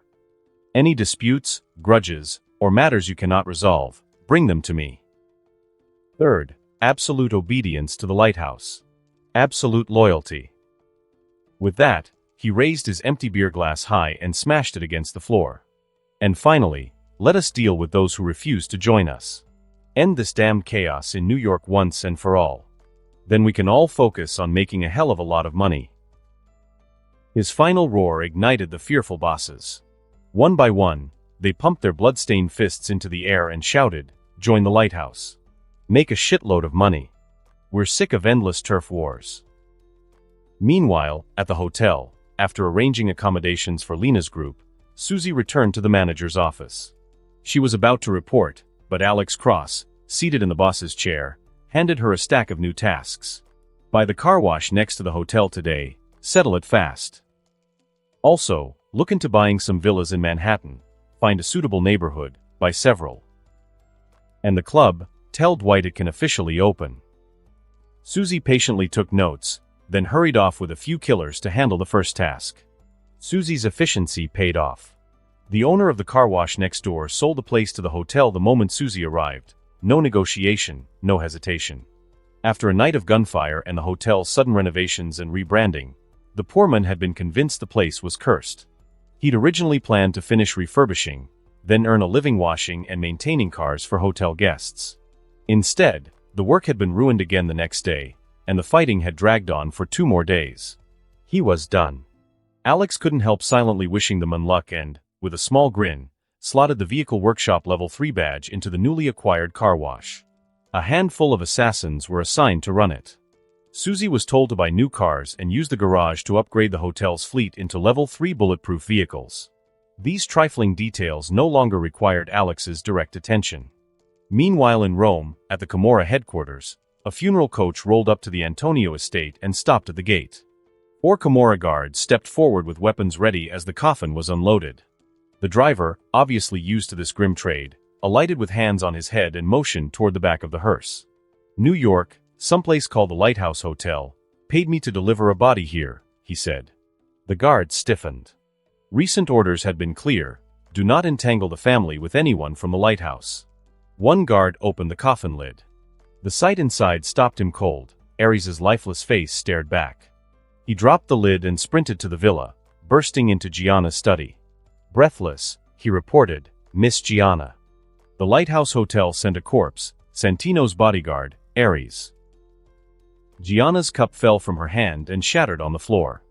In 2 seconds she was on her feet, flanked by Cashin as they raced to the gate. Out beyond Prague, high in the snow-swept peaks above Hallstatt, the elder of the ex-tribe sat by the stove warming his hands and listening to a call from New York. "Boss, Mr. Cross wants a day to think it over. He says he'll consider the offer," Lena reported. The old man rubbed his hands and considered for a long moment. He's not an easy man to deal with. This trip, Don't expect the deal to close. Then what should we do? Lena asked. The elder shrugged and tipped back into his chair. No need to prepare. Don't provoke him. He's young, but he remembers every slight and he's ruthless. The deal was never the point. I want to make him angry, make him leave New York and come to Prague. Why? Lena asked, puzzlement and dawning understanding mingling in her voice. If he comes to Prague, I can capture him. Then I'll get what I want from him, and we'll kill him. The elder's tone was calm, cruelly confident. Lena paused, then answered, understood. I'll cooperate. Around 2 in the afternoon, Duggan woke from a much-needed nap, washed up, and headed downstairs for breakfast, only to run into John Wick in the corridor. John was in a better mood these days. The honeymoon glitter around him made him more talkative than usual. Seeing Duggan, he smiled and called out. Jackal. Remember Marcus? The sniper I mentioned when we went after the night demon. Duggan nodded. He remembered well. Of course. He's been abroad for a while but just returned. He reached out to me today. I mentioned you. So you want me to meet him? Duggan asked. Yeah. John replied. A friend's back, time to celebrate. Duggan didn't decline. He only asked, where are we going? John grinned and asked back, you, a core member of the Lighthouse, don't you know? The Lighthouse Club opens tonight. Some things might simply be a matter of fate. Night had fallen. John Wick, Kane, and Duggan rode the elevator down, through the hotel kitchen and past the alley, pushed open the service door to the club, and walked toward the floor where the new venue had opened. Beneath their feet, Vigo and his son's bodies were being wheeled down the corridor, past the armory and into the crematorium. Upstairs, the three joined Marcus. After quick introductions, they took a secluded booth. Below them, a team of killers had just finished burning the previous load of corpses. They unzipped body bags, glanced at the dozens of stab wounds peppering Vigo and his son, and hauled the 2 men from the bags. In the booth, 2 bottles of whiskey, a fruit platter, and several chilled malt beers were set on the table. Glasses were filled, toasts exchanged, and talk turned to planning, arranging a time to hunt together and compare marksmanship over drinks. Down below, the killers shoved Vigo and his son into the furnace, closed the hatch, and began to chat about hauling the ashes down to the same beach as last time, scatter them to sea. Perhaps this was the essence of the world. All the filth, blood, and brutality are buried under the laughter and clinking glasses of the victors. At the Lighthouse Club's 2nd floor, Dwight sat in the innermost office, cigar between his fingers, staring out the panoramic glass at the bodies and dancers moving below. A satisfied smile tugged at his lips. Stacks of cash, 20 crates or more, were piled in the room behind him. Outside the office, the small private rooms, those boudoir suites, had been kept. Morning's trembling gang leaders now held court in them, each with a few trusted men and a half-dressed woman in their arms, indulging in the club's luxuries. They'd come both to pay and to support the opening. Irene was different. The arms dealer turned Dwight right hand had opened a private parlor too, but hers served her trade. With Dwight's thunderous consolidation swallowing most of the Night Demon affiliates, she smelled opportunity. These gangs were now dangerously low on ammo and weapons after the slow grind of attrition. With the final holdouts hunted down, now was the perfect time to sell firearms. Vast profits awaited. In the broader view she might have seemed green, but to Alex and Dwight she was a recruit worth cultivating. Late, 2300 hours, Lena, Daniel Pine, and the other 3 operatives were deep asleep in the 5 deluxe single rooms arranged for them. Per Alex's plan, their dinner had been laced with a soporific. Even 2 gunshots in the room wouldn't rouse them. Agent 47 slipped into Lena's room from next door, dismantled a door-triggered trap set at the threshold, then moved on to Daniel's door. He entered quietly, locked it, and sat on a chair at the foot of the bed. Fox bound Lena's hands and feet, and Anna administered an antidote injection. Lena stirred, disoriented, her head lolled before her vision slowly cleared. When she saw Alex seated at the foot of the bed, her first instinct was to sit up, then she realized her limbs were restrained. Her eyes flicked to Fox and Anna, guns trained on her, and then to Nikita standing beside Alex. Resistance drained away. "What do you want, Mr. Cross?" she asked. "Miss Lena," Alex said, leaning back in his chair and regarding her with cold curiosity. "Before I tell you what I want, answer a few questions. He spoke with languid interest as Lena held her silence. He started with the first question. You're about this age. 5 years ago when your father died, didn't you undergo the clan's right of servitude in your organization? The question tightened Lena as if a wire had been pulled. Her eyes fixed on him, wary. Alex continued, unhurried. As far as I know, you should have a younger sister. By the math, she'd be about 16 or 17 now. What are you getting at? Lena snapped at last, unable to keep the strain from her voice. Alex smiled slightly and leaned forward. His voice was calm, almost gentle, but with an underlying pressure that made it feel like a noose. 5 years ago you had no power. Even if your father was killed by the organization, you couldn't fight back. But what if I told you your sister is alive? If your group learned that, and old events replayed, would you, now that you have strength, make the same choice? Lena's pupils narrowed. She searched Alex's face, trying to find a lie, some sign of deception, but he remained unreadable. Only now did she grasp how dangerous the leader of the lighthouse really was, despite his youth. She mouthed answers and closed her lips again, torn between loyalty to the organization and a desperate, aching longing for a sister she had been taught to forget. After a long, ragged pause, she finally conceded, voice raw with the weight of long submission and pent-up devotion. What do you want me to do? What do you want from me? Miss Lena, why don't you start by telling me about your organization? He crossed one leg over the other and sat calmly in the chair, looking down at Lena, her limbs bound, helpless on the bed. I'll tell you what I know. Lena's voice was low. She hesitated, then met his eyes. For the sake of the sister Cross had implied existed and to escape her present predicament, she had to speak. Alex stayed silent and attentive, giving her space. Lena took a breath and began to unspool secrets about the X-tribe. The group I belong to is the Hallstatt clan. Strictly speaking, we're just a branch of a larger network. She forced the words out. Like the Ruska Roma in New York, we're a splinter of the Ruska Roma under the High Table, tasked with training killers. She admitted she didn't even know the clan's formal name. The elder had kept certain things from her. Lena went on. The little town of Hallstatt, hidden in the forests and peaks beyond Prague, was a place where the entire community, young and old, were raised as killers. By now Alex was fairly sure most of what she said was true. As for whether her description matched the X-marked assassins he'd heard about, he couldn't be certain yet, but that could wait.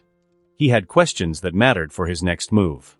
How many people in Hallstatt? What about weapons and deployments? He asked. Over 800 on paper, but most are scattered across the world. The town itself holds about 200 fighters year-round. Their weaponry is comparable to what you'd find outside, Lena replied crisply, listing the numbers Alex needed. Satisfied, Alex rose and walked toward the door. Lena panicked and tugged at her restraints. You haven't told me about my sister, she cried. Alex didn't turn. His hand went to the doorknob. What you've told me isn't inconsequential. Some of it's even useful. He paused at the threshold. Lena, desperate, rushed to bargain. I know the elders' real plans, where they keep their arms cache and guard rotations. Tell me where my sister is and I'll tell you everything. You don't get to bargain with me, Alex said, his hand still on the knob. He didn't open the door. Instead he pivoted slowly and gave her a knowing smile. But since you've started, let me make a counteroffer. 10 minutes later Alex left Lena's room with Anna, Fox, and Nikita. Before he went, he topped her up with another dose of sedative. Then he walked down the hall and stopped outside the 4th deluxe single room. He knocked. Soft. Measured. Agent 47 answered. Mr. Cross. You should rest. See me tomorrow morning. I have important matters to discuss, Alex said. Understood, 47 replied, and closed the door behind him. Alex entered the next room with Anna, Fox, and Nikita. On the bed Daniel Pine lay bound, much like Lena had been. Alex took his seat at the foot of the bed. Anna administered an antidote. Within minutes Daniel stirred, groggy and confused. He registered Alex's presence and his expression hardened. What is the meaning of this, Mr. Cross? Daniel demanded. Mr. Pine, don't be nervous. I only want to talk, quietly, like civilized men, Alex said. Alex had respect for Daniel. He wasn't as strong as Kane, but when his infant daughter was threatened, he'd chosen to defect. He'd left Hallstatt at great personal risk. That kind of fatherly resolve bought Alex patience. "What do you want to talk about?" Daniel asked, impatient. Alex rose and walked to the window, looking out at the pinprick stars. He asked quietly, "As I understand it, you have a 1-year-old daughter. Do you want her to grow up as you did, a killer, or do you want her to live an ordinary life?" The question cut through Daniel like a blade. Hallstatt didn't spare any child. Births there were the beginning of training to become a killer. Every child was marked and shaped for that fate. Daniel looked at Alex's back, then down at the large X scar on his own hand. Something shifted. The truth about the High Table's 48-hour purge, how the lighthouse had protected Kane and his daughter, pressed on him. A slow resolve settled in his eyes. He lowered his gaze, then looked up with new composure. "Mr. Cross, I owe you my life." He spoke with quiet respect. Alex smiled and turned toward the now subdued man. "Then let's talk about Hallstatt." The reason for Alex's patience with Daniel was clear. He needed confirmation straight from someone on the inside. Lena had given him maps, weapons caches, and guard dispositions, but he had to verify those details. If he was going to strike at Hallstatt, it had to be flawless, and Daniel was the key. Good news. After speaking with Daniel Pine, Alex Cross confirmed that Lena had not lied. In fact, much of the information Lena had given him wasn't even known to Daniel. This outcome raised Alex Cross's trust in Lena just slightly. However, since Lena had mentioned the mayor's true plan, to provoke him, draw him to Prague for a confrontation, then seize the chance to pry out the training method of the Berserker warriors, and finally dispose of him, Alex Cross couldn't help but laugh coldly. As expected. Those who could survive in this blood-soaked world were all ruthless and calculating. He himself had considered killing others out of mere irritation. And they, in turn, schemed to eliminate him simply because he didn't cooperate. Leaving Daniel's room, Alex Cross wore a faint smile. He was genuinely looking forward to seeing that old man in Prague, kneeling, begging for his life. Top floor. As soon as Alex Cross stepped into his room, the White Widow appeared before him, draped in silk nightwear, radiating temptation. One hand held a glass of whiskey. The other pressed gently against her lips before offering the drink to Alex Cross. After he tasted a sip, she smoothly took the glass back, slid her arm through his, and guided him across the lounge into the bedroom.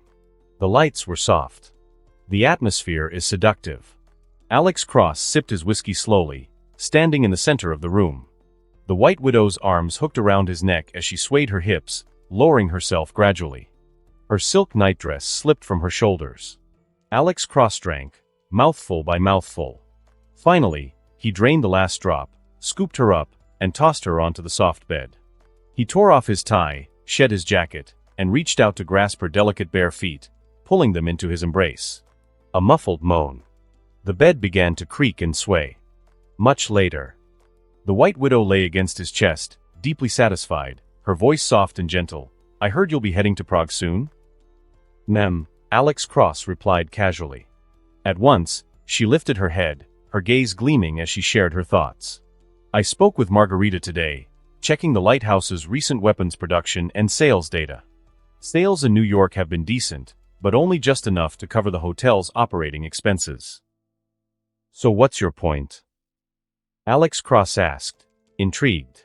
The White Widow rolled off him, slipped on her nightdress, and opened the bedroom door. She let Anna, Fox, and Nikita enter before continuing. "I plan to expand our arms business.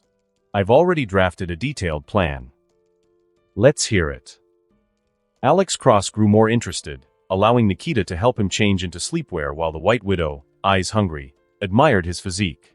She continued, "We still have plenty of weapons left from the Camorra family stockpile. That made me think of the D'Antonio family, one of the 12 high-table second seats. For example, the Russian mob is headquartered in Berlin, with branches like the Ruska Roma in New York. Conveniently, our organization now has a strong relationship with their top assassin, John Wick. I believe that after seeing the strength the lighthouse has demonstrated, the Russian mob would gladly deepen ties with us. If we sell at slightly below market price, we could open international markets quickly while forging partnerships with influential families." She laid it all out. And Alex Cross listened carefully. Truth be told, business was not his strength. But the White Widow. She was a professional. Her proposal gave him a much clearer strategy for the future. "So, what's your plan?" he finally asked when she had finished. The White Widow didn't hold back. "I plan to leave tomorrow. First to Berlin to negotiate preliminarily with the Russians, then London, Paris, and Austria, and finally to meet you in Prague. So you were worried I wouldn't agree, so you made sure to satisfy me first?" Alex Cross teased with a smile. The White Widow only laughed seductively and replied without shame, "No. I was simply craving you." Alex Cross had to admit it. This woman had a deadly allure for him. Shaking off the distracting thoughts, he weighed it over carefully, then agreed to her plan. He even arranged a special team to accompany her, Fox and Nikita with a sisterhood to guard her safety, Becky as the intelligence officer, plus several trusted operatives. The White Widow raised no objections. With that decided, Alex Cross went to sleep. Before leaving New York, there were still matters to settle. And beyond that, he needed to further enhance his own overall strength. Because in Europe, it wasn't only the Hallstatt tribe that wanted him dead. There was also the Camorra family, who had received Ares's corpse, and yet had made no move at all. This journey to Europe was destined to be filled with danger. Alex Cross had to be fully prepared. 1. Skill upgrade card, purple, ×1, consumable item. When used, it upgrades one level 3 skill to level 4, value, 50 gold coins, limited time 20% discount. 2. Badge upgrade card, green, ×1, consumable item. When used, it upgrades one level 1 badge to level 2, value, 80 gold coins, limited time 30% discount. 3. Assassin recruitment scroll, blue, ×50, instantly recruits 30 blue quality assassins with random single talents, value, 150 gold coins, limited time 90% discount. 4. Gun Kata level 5, a core handgun-based combat style, using close quarters combat, firearm mastery, and probability calculation into one integrated technique, value, 200 gold coins, limited time 95% discount. 5. Crisis Simulation Level 5, a talent ability that predicts and analyzes the opponent's next move, simulates counters, and provides specialized counterattack options. Also grants 5-second danger warning outside combat, value, 300 gold coins, limited time 99% discount. The next morning, Alex Cross woke up early. Sitting calmly on the sofa, waiting, with nothing else to do, he spent a single coin refreshing the system's discount shop. To his surprise, an unexpected jackpot appeared. Among the items was not just one top-tier skill, but also a top-tier talent. The rest of the goods also solved some pressing problems. And the prices? For the now wealthy Alex Cross, they were bargains. He closed his eyes and purchased everything in one breath. First, he used the purple skill upgrade card to boost his close quarters combat from level 3 to level 4. Then he learned Gun Kata level 5. In an instant, countless techniques of integrating pistols into melee combat poured into his mind, embedding themselves into muscle memory. But that wasn't all. Ding! Congratulations, host, for mastering Gun Kata level 5. Close quarters combat skill raised to level 5. Ding! Congratulations, host, for mastering Gun Kata level 5. Firearms mastery skill has been raised to level 5. The sudden double notification left him stunned for several seconds. When it sank in, joy surged across his face. Quickly, he opened the detailed description. Skill, Gun Kata, level 5, effect. In addition to Gun Kata techniques, close quarters combat and firearms mastery each gain +1 level bonus. Hiss. Alex Cross finally realized how insane this top-tier skill was. And then, he turned his gaze to the other top-tier talent. Talent, Crisis Simulation, level 5. Effect, in combat, predicts and analyzes enemy movements, simulating the best counterattack options. Outside combat, grants a 5-second premonition of lethal danger. A god-tier talent. Alex Cross didn't hesitate. He learned it immediately. A strange sensation spread through his body. He waved Anna over and gestured for her to punch him. Anna obeyed. Her fist came at him with only 30% power. At that moment, information flooded his vision. Horizontal straight punch, danger 10%. Action prediction, no killing intent detected. A projected image appeared before his eyes, a simulation of him sparring with Anna, showing him the dodge and counter techniques in advance. Alex Cross's peak reflexes kicked in. He shifted sideways, dodging lightly as predicted. Then, following the counter sequence, he grabbed Anna's wrist mid-strike and yanked it back. The simulated image had urged him to kick at her ribs. But Alex Cross ignored it. Instead, he pulled her directly into his arms. After testing it, he was extremely satisfied. Unlike the human limit serum, which boosted raw stats, this talent offered something even more valuable: reliable survival assurance. Next, Alex Cross used the green badge upgrade card. He upgraded his organization badge from level 1 to level 2. Item: Organization badge. Level: Level 2. Function 1. Spend 1 gold coin to generate a new identity badge. Badges grant bulletproofing, stamina recovery, plus 40%, and wound healing, plus 40%. Function 2. Training camp, weapons workshop, infirmary, armory, assassin barracks, and other facilities. Construction/operation time reduced by 40%. The effects were powerful. Alex Cross was satisfied. Finally, he used the 50 blue recruitment scrolls. 30 blue-grade assassins appeared, summoned directly into the underground training base for standby. Just as he finished, 47 arrived. Seeing Alex Cross waiting, 47 spoke first. "Apologies, Mr. Cross. I didn't expect you to be up this early." Alex Cross smirked and waved it off. Then he gave his order: head to Rome this afternoon. Monitor the Camera family's movements there. Report anything unusual immediately.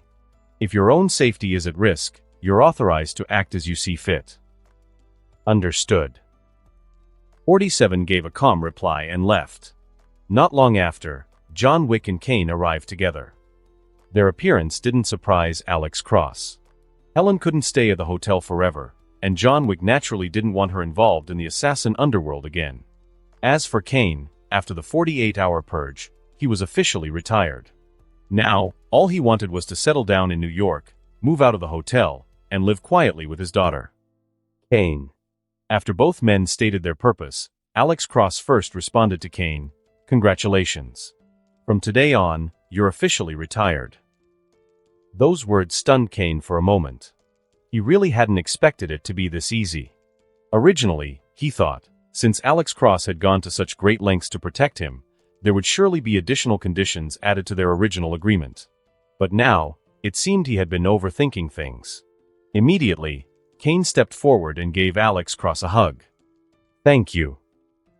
Alex Cross patted his shoulder, half joking as he said, "Retirement is retirement, but you can still drop by the club next door for a drink from time to time. And don't you dare vanish on me." 763. Don't forget, we still agreed on 3 matters you'll need to fulfill. Relax. I'll definitely show up at the club to support you. And of course, I'll also come by to see if you've gotten yourself into any huge trouble. Kane chuckled as he responded to Alex Cross's teasing, then rose and left the room. At the side, John Wick watched Kane's departure with eyes full of envy. Alex Cross saw it all, smiled slightly, but said nothing. Kane hadn't waited for John Wick, obviously giving his old friend the chance to speak to Alex Cross alone. Alex Cross understood, but he wouldn't bring it up himself. After all, with John Wick, he wanted more than what he'd given Kane. Not just 3 favors to help him retire, Alex Cross was even hoping that one day, John Wick might return to the killing world again. "Mr. Cross, there's something I'd like to discuss with you." Touching his scruffy beard, John Wick finally opened his mouth. Alex Cross patted his shoulder. He knew John wasn't good with words. So, he got up, poured a glass of whiskey, and handed it over. John Wick took a sip immediately before continuing, "I plan to marry Helen by the end of the year. And I'm tired of the killer's life. I want to retire like Kane, to live a normal life." After speaking his heart, he immediately looked up at Alex Cross. He knew only the man in front of him could make this wish a reality. Alex Cross didn't answer right away. He also raised his glass, took a sip, and only then replied calmly, "All right." But like Kane, there are a few small conditions. John Wick nodded at once. Alex Cross set his glass down, leaned back against the sofa, and raised one finger. "First, you must, like Kane, make 3 moves for the lighthouse in the future." "Yeah." John Wick agreed without hesitation. With Kane as precedent, it was easy to accept.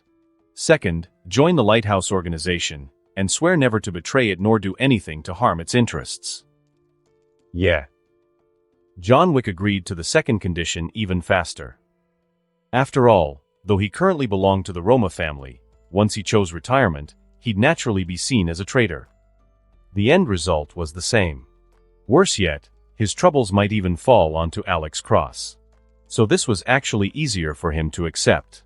He even stood up voluntarily, knelt on one knee before Alex Cross, and swore aloud, "I, John Wick, do solemnly swear, of my own free will, to join the Lighthouse organization, to never betray it, and to never do anything that harms the lighthouse or its leader." Sitting calmly on the sofa, Alex Cross kept his smile, watching as John Wick fulfilled his vow. Then, he reached into his pocket and pulled out a club's ace, handing it forward. Taking it, John Wick thought of Kane's club's king. He knew the club suit symbolized imminent or completed retirement.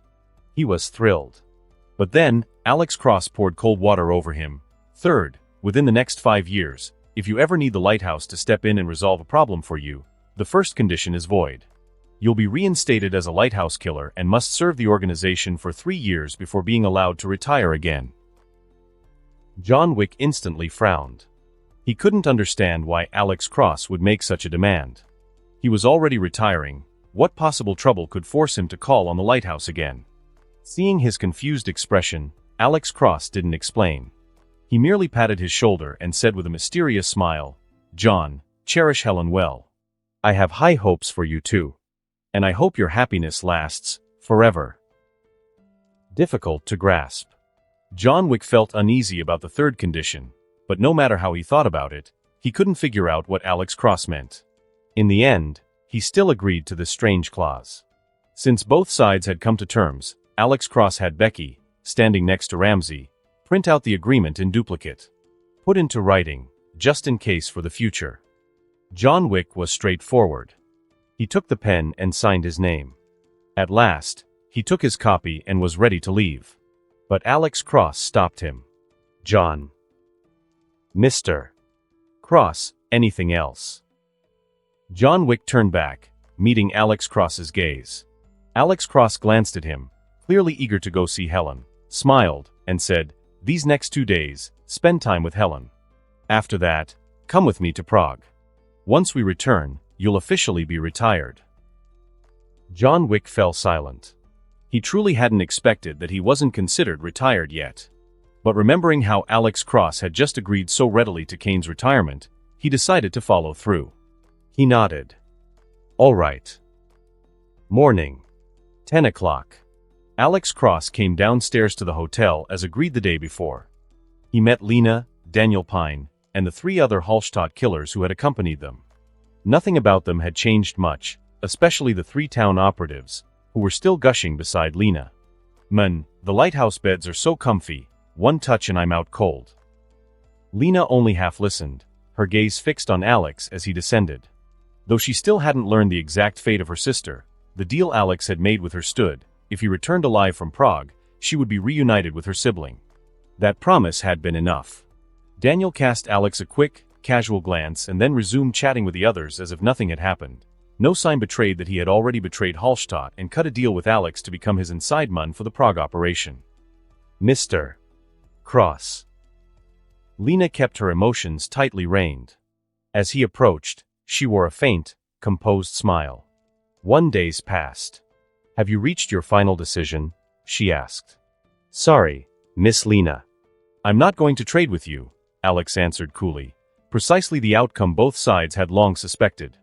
Lena gave a curt, polite farewell and, together with Daniel and the other 3 killers, left the hotel.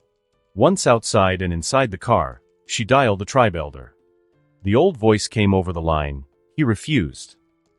"Yes," Lena replied. "Return home." I'll handle what comes next.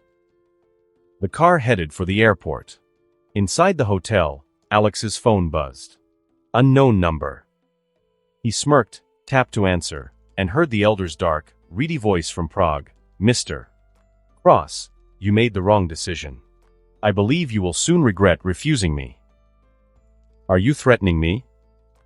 Alex asked, smiling but with a tightening in his tone. The old man's voice hardened. Boy, do you think I'm joking? Isn't that obvious? Alex shot back, goading him on to feel for the elder's nerve. It worked. The elder's temper flared. You sent women to Berlin. If anything happens to them, you'll pay dearly, the old man snarled. Alex feigned anger and replied in kind, matching the performance. Old man, congratulations, you've succeeded in angering me.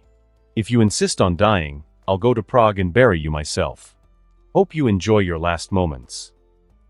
He hung up without letting the elder answer. That afternoon in the underground training base, after wrapping up New York business, Alex threw himself into the final phase of his preparation. From close quarters grappling to long-range marksmanship, he drilled relentlessly. Even though his physique already pushed the human limit, and his close combat and firearms mastery had reached level 5, he still gave himself 2.5 days to harden and synchronize every newly acquired skill. Time raced. On the training field, Alex finished with a throw that flattened the last of 30 blue-grade recruits. He rose, surveyed the 30-plus bodies lying on the ground, took the towel Anna offered, wiped the sweat from his face, and walked off the mat. Susie followed, reporting the latest developments over the past 48 hours. Mr. Manfredi dismantled the Night Demon organization's last pockets of resistance last night. The lighthouse now controls most of New York's gang network. Susie reported. Alana has arrived in Austria and checked into the Continental. The Hallstatt tried twice to strike her, but our covert operatives neutralized both attacks. Alex listened as he paused at the shooting range. He loaded another magazine, took aim, and fired. Between magazines he spoke calmly. Arrange a private jet for me. Depart at 9 tomorrow morning for Prague. Don't hide the itinerary. I want to see how many people try to stop me. He chambered another round and resumed firing, headshots, chest shots, running through clip after clip as he practiced the Mozambique-style patterns he'd learned from John Wick. When he finally stopped and reloaded, he set about 2 last tasks. Contact John Wick. Tell him to be at the airport terminal 2 hours before departure, Alex ordered.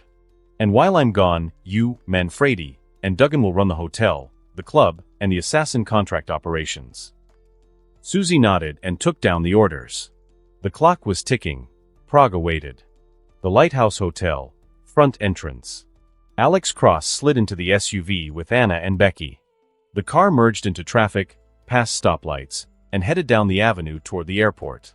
Word that Alex had left the hotel spread fast among factions watching the lighthouse, chief among them, the Camorra family. At the Antonio estate in Rome, Gianna sat in her study nursing a cup of tea. When Ares's body arrived 4 days ago, she immediately called her worthless younger brother, Santino, and confirmed from him that Ares had indeed gone to assassinate Alex. She'd been furious enough to fly to Mumbai herself and drag that idiot brother back to reality. If he hadn't been so useless, she would have given him a real scolding. But this was no time for anger. After their patriarch, D'Antonio, at the high table learned of Ares's death, the pressure fell squarely on Gianna. There would be questions, blame, and then the demand for a solution. There was no room for hesitation. They could not coexist peacefully with the lighthouse. The only thing she could consider now was how to eliminate Alex with the least cost and leave no trace. So she watched, waited, and prepared. Then the latest update from New York hit her phone. Alex Cross left the Lighthouse Hotel and is en route to the airport. Accompanying him, Anna and several bodyguards. Attached were a few grainy photos. Gianna's face hardened. She ordered her people to tail Alex closely and to confirm. Was he really heading to the airport? Half an hour later the follow-up came. Confirmed, Alex took a private jet. Entry paperwork shows destination, Czech Republic. Landing, Prague International Airport. The new photos were clear, Alex boarding the private jet, Anna at his side, and a woman and several bodyguards surrounding them. Gianna felt the opportunity arrive like a blade. She picked up the phone and began calling multiple contacts, each message the same. Put our people on standby at the Continental in Prague. Then she hesitated at a single number in her contacts, Santino. She tapped it. Santino answered in a slurred voice. Gianna? What? You came here to laugh at me. Ares is dead, and I'm stuck in Mumbai smelling piss. What do you want from me? He sounded drunk and broken. Gianna massaged her forehead and bit back a reply. Coldly, Santino, Alex Cross is flying to Prague. I've placed 10 of the family's best killers on standby at the Continental. If you want back in the family, you'd better clean up and recruit a team from the training camp in Mumbai. Fly to Prague immediately and do whatever it takes to kill Alex Cross. A pause. Then Santino's tone shifted, suddenly sharper. Okay. A bottle fell somewhere in the background with a clatter. It was the sound of a man trying to revive a shred of pride. In the snowbound township of Hallstatt, Lena carried the same photos to the elder as he watched children train in the camp. He took the images and let out an audible breath, relaxing slightly. Honestly, he said, I underestimated the lighthouse killers. The teams we sent to the White Widow these past days all failed. Shall we proceed with the plan? Lena asked. The elder's answer was immediate. Of course. No matter the cost, we must extract from Alex how he trained such soldiers. That's an order from above. Lena opened her mouth to ask who above meant, then clamped it shut at the elder's look. She forced another question instead. If the White Widow's protectors are strong, does that mean Alex has only Anna as a top fighter and the rest are ordinary? Not necessarily, the elder mused. He was no fool. Still, he issued a command, monitor Alex's flight path closely. Once he lands, send 30 killers to probe. If you can take him, do it immediately. Understood, Lena replied and turned to leave. Before she walked off, the elder added, call the European clan killers. Tell them to return quickly. To deal with Alex, we need full preparation. She nodded and left the training camp. Back in New York, the road to Prague already moved like a chessboard. Alex in the lead SUV, the Camorra planning a strike, Hallstatt preparing, and Santino scrambling to assemble a team. The pieces were falling into place, and the hunt had begun. Prague Airport. Alex's private jet landed. 3 minutes later, the group walked through the VIP channel and into the arrivals hall. Becky followed tightly at Alex's side, clutching a briefcase, her face tense. Beside her, Anna kept one hand on her pistol, eyes scanning the crowd. Not far away, John Wick did the same, though he kept some distance. His gaze swept the people, weighing who didn't look right. Only Alex remained calm from beginning to end. The 5-second death warning hadn't triggered outside of combat mode, which meant they were safe, for now. Of course, even if danger came, he could easily deal with it. Walking with measured steps, he headed for the exit. At the gate, 3 SUVs were already waiting. Becky had remotely rented them online back in New York. They opened the doors and got in, and the convoy merged into traffic, heading for the Continental Hotel in Prague. John Wick sat in the passenger seat he was so familiar with, staring out the window. His mood was dark. They say a little absence rekindles passion. Ever since being separated from Helen, his face had been heavy with grief. John. Alex called from the back seat. He was about to explain why he had brought him to Prague when suddenly, a vision flashed through his mind. A speeding car swerved toward their vehicle. 2 MP5KS extended from its windows, opening fire on his car. The vision cut off abruptly. Hiss. Alex whipped his head around toward the left rear. Sure enough, a car was barreling down on them. Anna, left rear, he ordered, eyes narrowing. Anna instantly understood. She drew her pistol, leaned out, and locked onto the oncoming car. Bang, bang, bang. 2 shots into the driver's seat, 1 into the front tire. Blood splattered across the windshield. The dead driver's hands fell limp. With its tire blown, the car swerved out of control, slamming into another vehicle, flipping, tumbling, and finally came to rest in the middle of the road, wrecked. In the front seat, John Wick snapped into combat mode the instant he heard the gunfire. His hand went to his waist, pulling out the TTI JW4 Pit Viper. Through the side mirror, he caught sight of a motorcycle weaving closer. The rider's hand was already on his belt, reaching for a weapon. No hesitation. John raised his pistol, waiting. The moment the rider pulled out a submachine gun and twisted the throttle, bang, bang. One shot to the chest. One clean shot through the forehead under the helmet. The rider and bike crashed, skidding across the asphalt. The car behind failed to brake in time, running over the body with a sickening crunch. Mr. Cross, we just landed and already so many killers are after you. What exactly did you come to Prague for? John finally spoke, leaning back into the seat, voicing the question weighing on his mind. Alex only smiled calmly. The work of an old fossil. This round was just a test. The real danger in Prague will be far worse. Then why not bring more killers with you? John asked, eyes still scanning the mirrors, pistol raised toward another pursuing vehicle. Alex patted Becky's shoulder to reassure her, then glanced at Anna. She too had raised her gun, eyes locked on another approaching car. Finally, he answered John with a smirk. Isn't that why I brought you? With you here, it's like having an army of 100. John said nothing, but inside, he felt the faintest spark of satisfaction. Even if retirement loomed, that didn't mean he couldn't go out in a blaze of fire first. For the first time, a strange excitement stirred in him about this trip to Prague. Bang, bang, bang, bang. John Wick and Anna fired nearly in sync, bullets slamming into the pursuers' windshields.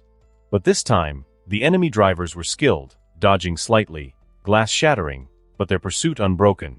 Fortunately, the 5 blue-rank killers in the last SUV revealed their strength. Windows dropped on both sides. 3 assassins leaned out, gripping SIG Sauer MPX submachine guns. Hugging the seats, they avoided the fatal angles, leveled their weapons, and opened fire. Rat-a-tat-ta-ta. Flames spat from the muzzles, bullets chewing into the enemy cars, tires exploding, metal shredding. Both pursuers lost control, swerving, colliding with each other, and grinding against the asphalt. Sparks lit the road as metal scraped. The convoy sped past, leaving destruction in its wake. Hallstatt clan, the Elder's room. Lena, Daniel, and several other killers gathered around the hearth. Lena had just hung up the phone and reported, flatly, Mr. Cross's killers are strong. In just a few minutes, 30 men we sent lost 4 dead and 6 wounded. The Elder didn't reply at once. He tended the fire for a long moment before finally speaking. Post a public bounty. How much? Someone asked. 3 million to start. This is Prague, not New York. That sum will drive those high-table bounty hunters crazy. Lena didn't press further. She stepped aside and dialed again. While she did, the Elder rose, walked to Daniel's side, and patted his shoulder. You take a team and guard the Continental. If Alex reaches the hotel, notify Lena at once. Understood, Daniel said, glancing at Lena before leaving the room. The Elder turned to a broad-shouldered Mun. Dex, how many of our men have returned? 127, Dex replied. Good. With the townfolk, that brings us close to 500.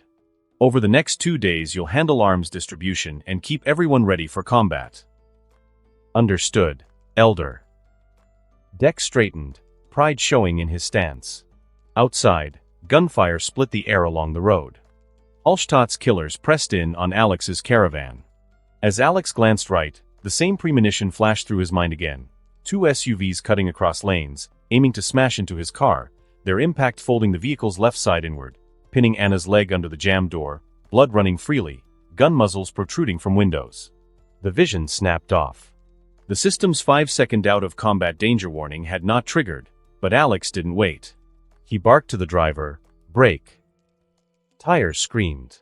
The convoy came to an emergency stop, and the opposing SUVs slammed into the roadside barrier. John Wick sprang from the car and closed in on the wrecks.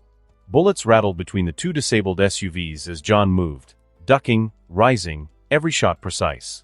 Within a minute the firefight ended. John walked back, fired one final round into a gunman flipping out of a passenger window, then returned without looking back and got into the car. You really should bring more men, John said, easing back into his seat. At that instant, Alex's phone beeped, a text from the open order system. New assassination contract. Please accept. The tone was familiar and ironic, a reminder of how far John had come since their first meeting, when John had walked away with $2 million for doing nothing. Now John worked for Alex. He did the grimiest jobs for no pay, yet always kept watch over his safety. It irked him. Alex glanced at the message. The contract read, Type, Open Order. Target, Alex Cross. Bounty, $3 million. Deadline, 24 hours. Location, Vltava River westbound expressway, real-time updates. Only $3 million, Alex muttered, unimpressed. He pocketed the phone. The Continental was only 7 or 8 minutes away, enough time for a dozen bounty hunters at most. They posed no real threat. Still, when the convoy merged back into traffic and the 3 columns rejoined, Alex had Becky broadcast the intel to the killers in the following vehicles. Be ready for sudden attacks. Above Prague, a flight from Austria began its descent. In first class, Fox and Nikita leafed through magazines beside the White Widow. The White Widow chatted with a woman of similar age, smiling, poised. Katya, the White Widow told her companion, Alex Cross has arrived in Prague. Once we land, you'll meet him. A man who can make a beauty like Alana follow him so loyally, he must have a unique charm. If Alex had seen Katya, he would have recognized her. She was the only daughter of Pyotr, the Russian mob boss who ranked among the high table's 12 seats. By Pyotr's instruction, Katya accompanied the White Widow to Prague to negotiate arms deals with Alex. The convoy drew closer to the Continental Hotel. The attacks from the Hallstatt clan's killers and the bounty hunters grew more frenzied. Intercept. Block. They used every trick in the book. Fortunately, though Alex hadn't brought many killers with him this time, each one was a seasoned professional. Every ambush was handled with precision and flawless teamwork. Of course, there were still desperate situations. 2 crazed bounty hunters suddenly pulled out grenades, pulled the pins, and rode their motorcycles forward, trying to throw them into Alex's car. Luckily, thanks to the 5-second death threat premonition, Alex anticipated it in advance, under the incredulous gaze of John Wick. Following his command, the driver slammed the accelerator at the critical moment. The 2 grenades smashed against the car body and bounced back. Boom. Boom. 2 explosions instantly took out both bounty hunters. The convoy turned a corner smoothly, speeding along the Riverside Road, through an underbridge, until finally halting at the entrance of the Continental Hotel. Every killer stayed alert. Alex bent down and stepped out of the car, his shoes landing on the hotel's red carpet. The massive glass doors opened. At that instant, the killers who had been chasing and surrounding him fell silent. Weapons lowered, frustration burning in their eyes. They stood, gritting their teeth, watching Alex smile as if they didn't exist at all. Only when Alex entered the hotel lobby with Anna and John Wick did they finally back away, swallowing their greed and muttering curses before dispersing. Meanwhile, inside the hotel restaurant upstairs, Santino sat at a table in an elegant tailored suit. His face was pale and sickly, twisted into a faint smile. He picked up a dining knife, sliced a piece of foie gras, placed it into his mouth, closed his eyes, and chewed slowly, savoring it.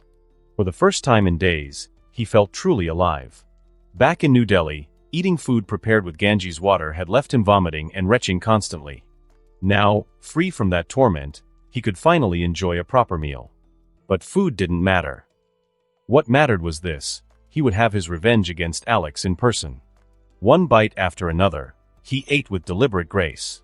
Until a killer from the Camorra family entered, approached, and leaned down. Alex just walked into the hotel entrance. That one sentence erased Santino's smile. Anger flashed in his eyes. His hands clenched the knife and fork so tightly his knuckles whitened. After a long pause, he forced the fury down, dabbed his mouth with a napkin, and sneered coldly. "Let's go. It's time to meet the bastard who ruined me." Rising, he strode out with the killer in tow. Upstairs, Alex led John Wick, Anna, and several killers to the second floor. From the lounges on both sides of the lobby, eyes followed him. On their phone screens, the open bounty order, for him, was still glowing. A middle-aged woman with black hair and blue eyes rose from the only empty sofa. She approached Alex, extended her hand, and introduced herself. "Mr. Alex. I am Anna Parayo, manager of the Prague Continental. A pleasure to meet you." Alex smiled politely, shaking her hand. "I'm honored to meet such a distinguished lady." After the courtesies, The manager offered him a keycard. "Mr. Alex, this is our finest suite, reserved for esteemed guests. I hope you enjoy your stay." Alex accepted it without hesitation. "Thank you." He glanced at the number, 1002. The 10th floor, a luxury suite, reserved only for those the Continental truly recognized, high-ranking leaders, family heads, or representatives of major organizations. Of course, this wasn't about respect.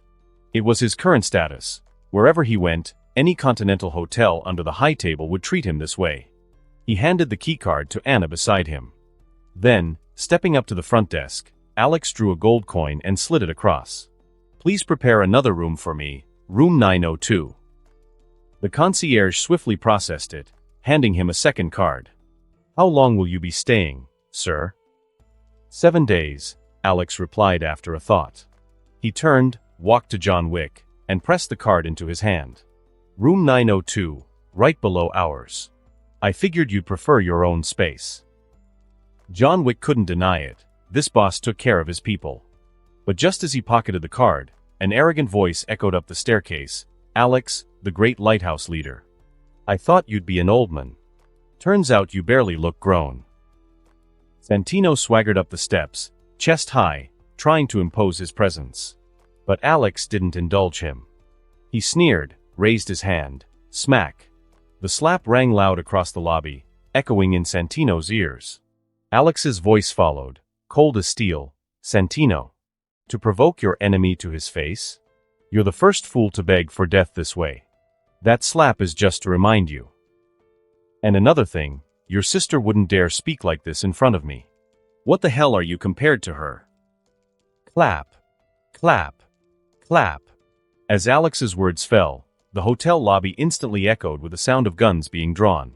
On both sides of the lounge, 7 or 8 killers stood up at once, aiming straight at him.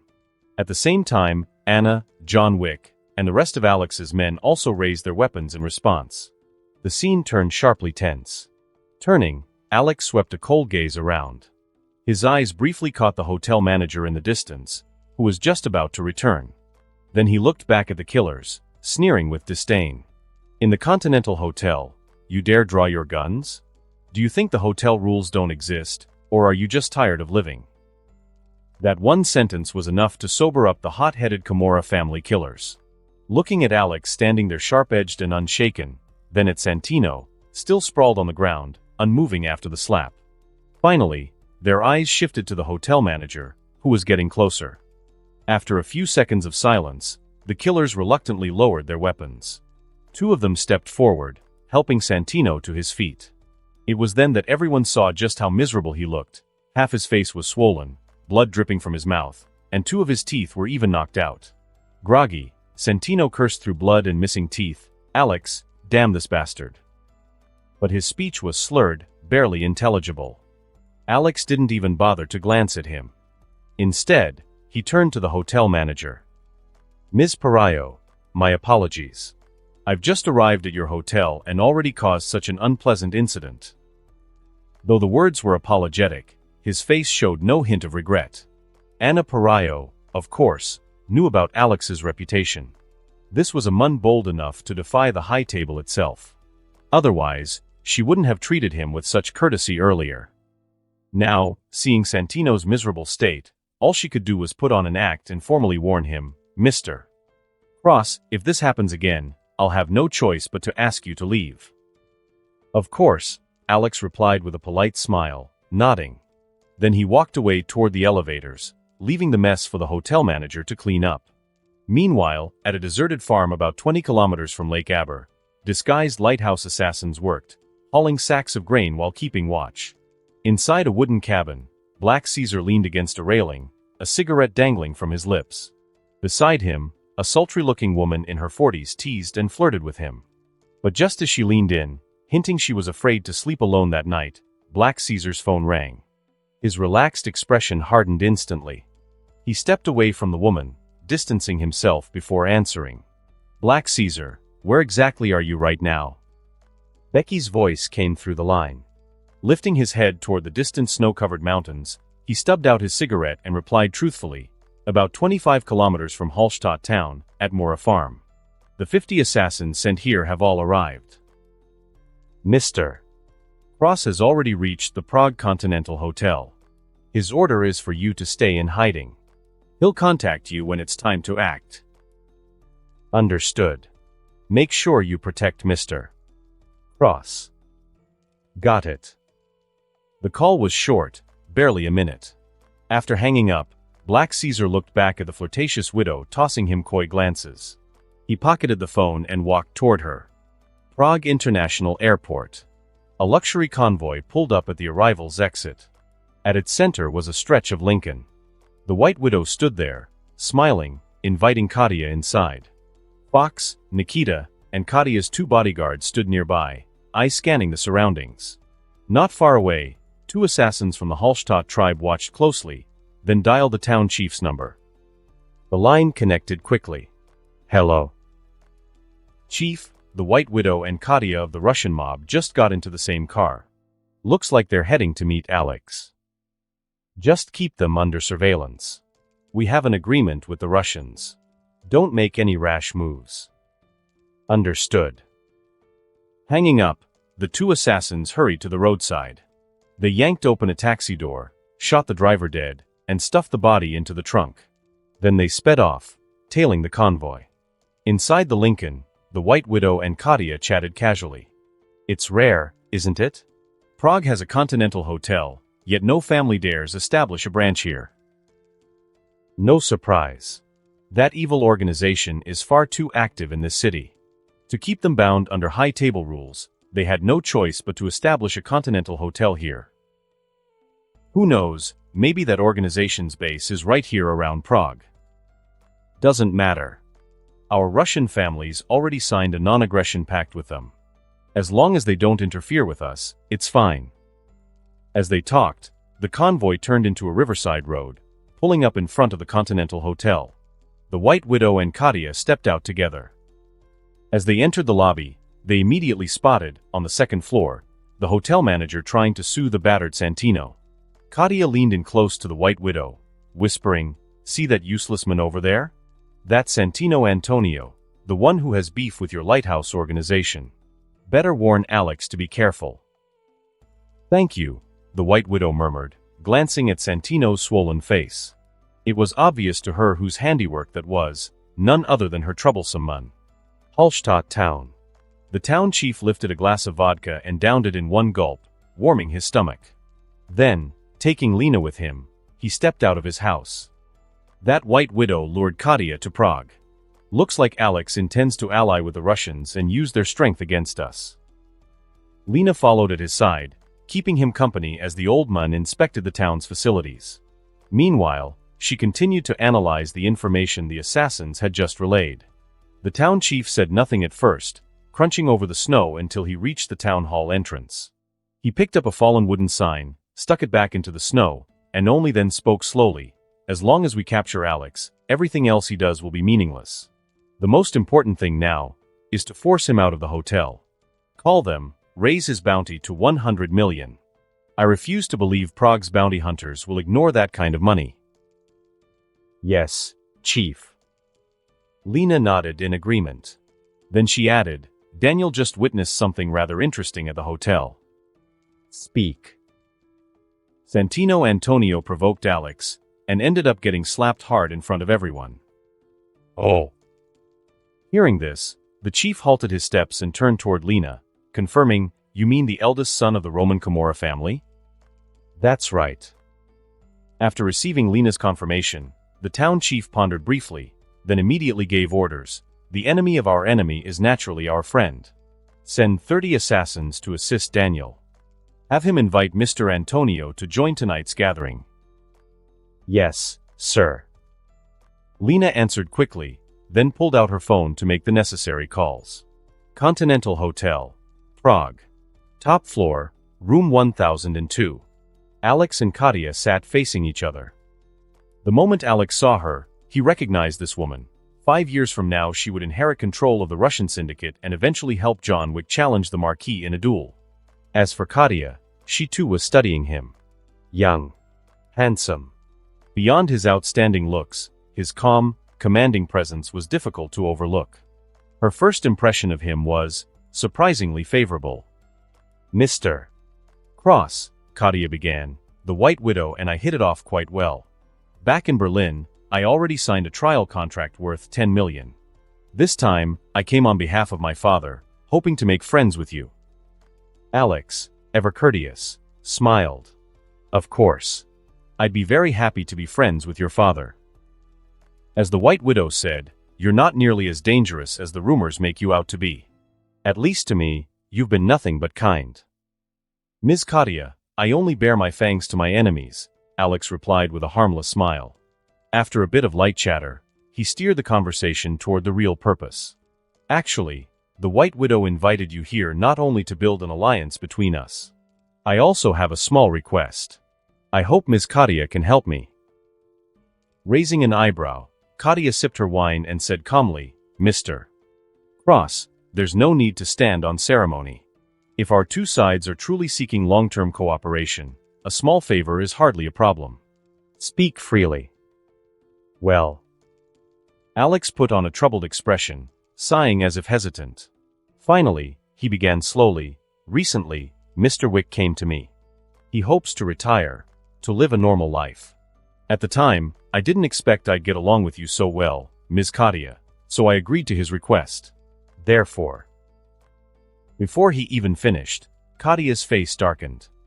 "Baba Yaga is our family's sharpest blade. Retirement would be nothing short of betrayal." "You can't put it like that," Alex said, smiling faintly. He rose, easing the tension. "Think about it, exchanging Baba Yaga for a loyal, reliable, and powerful ally. Isn't that worth considering? Besides, if I step in to handle certain, troublesome matters, it won't bring the Russian family any trouble. Letting him go doesn't mean losing strength." Oddly enough, Alex's twisted reasoning left Katia momentarily speechless. At last, she replied, "That argument is flawed. After all, you're only a partner, while Baba Yaga belongs to my family." "Ms. Katia, don't be so rigid," Alex interrupted swiftly, not giving her a chance to think. "I promise you this, if there are ever matters where you'd normally need Baba Yaga, the lighthouse will take care of them for you instead." That one line was enough to douse her anger.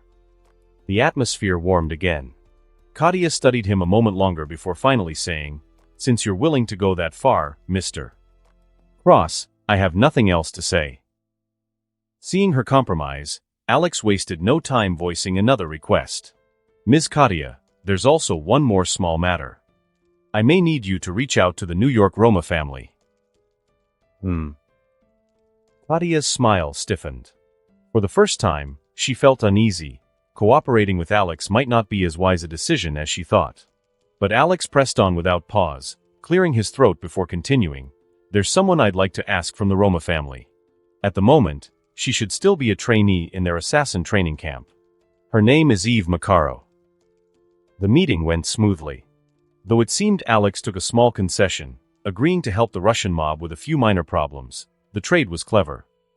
Tasks that required only John Wick to handle were rarely complicated. Kill the target, problem solved. By solving these little headaches for the Russians, Alex could quietly learn their structure, why they wanted a particular target dead, what stakes were involved, and what downstream effects might follow. One small task after another gave him leverage, knowledge of weak points he could exploit later when contending with a high table. In short, this was his plan in plain sight. As for Eve Makarov, a rookie in the assassin world, Alex wanted her partly to honor his agreement with Lena and partly to harvest a potentially useful asset. Katia agreed quickly once she realized Eve was a non-essential recruit with no family imprimatur. A familyless young assassin was a trivial favor to sell. Down in the Continental Hotel's lobby, Daniel got Lena's call and understood the town chief's plan immediately. He rose and went upstairs with two clan killers to knock on Santino's door. 3 knocks. A Camorra killer answered, eyes cold. "Who are you? What do you want here?" "We're here for Mr. Antonio. On behalf of our leader, we'd like to propose an alliance. Together we can take down Alex." Daniel's voice was even. From inside, Santino barked, "Let them in." The guard stepped aside. Santino sat slumped on the couch, an ice pack pressed to his swollen cheek, throwing darts at a framed photo of Alex. A half-finished glass of whiskey sat on the table. He looked world-weary and bruised, exactly the image of someone primed for revenge. Daniel kept his composure. "Mr. Antonio," he said politely. Santino didn't turn. He flung a dart, then drained his glass. "Which organization are you from?" he slurred. Daniel didn't answer verbally. Instead, he rolled up his sleeve and flashed the large X scar on his wrist. Santino's head tilted. Recognition hit him like a punch. His expression flickered. Cooperating with an evil clan might stain his reputation at the high table. But the lure of getting Alex dead and returning to the Camorra fold won out. "What's your plan?" Santino asked. Decision made. Daniel smiled. "You'll see soon enough." At that moment, phones across the room pinged. And that concludes this episode. If you enjoyed it, I'd seriously love it if you guys could leave a like on the video, as it genuinely helps out so much, and it keeps me going, plus it takes only 1 second. That said, have a wonderful day. See you in the next one.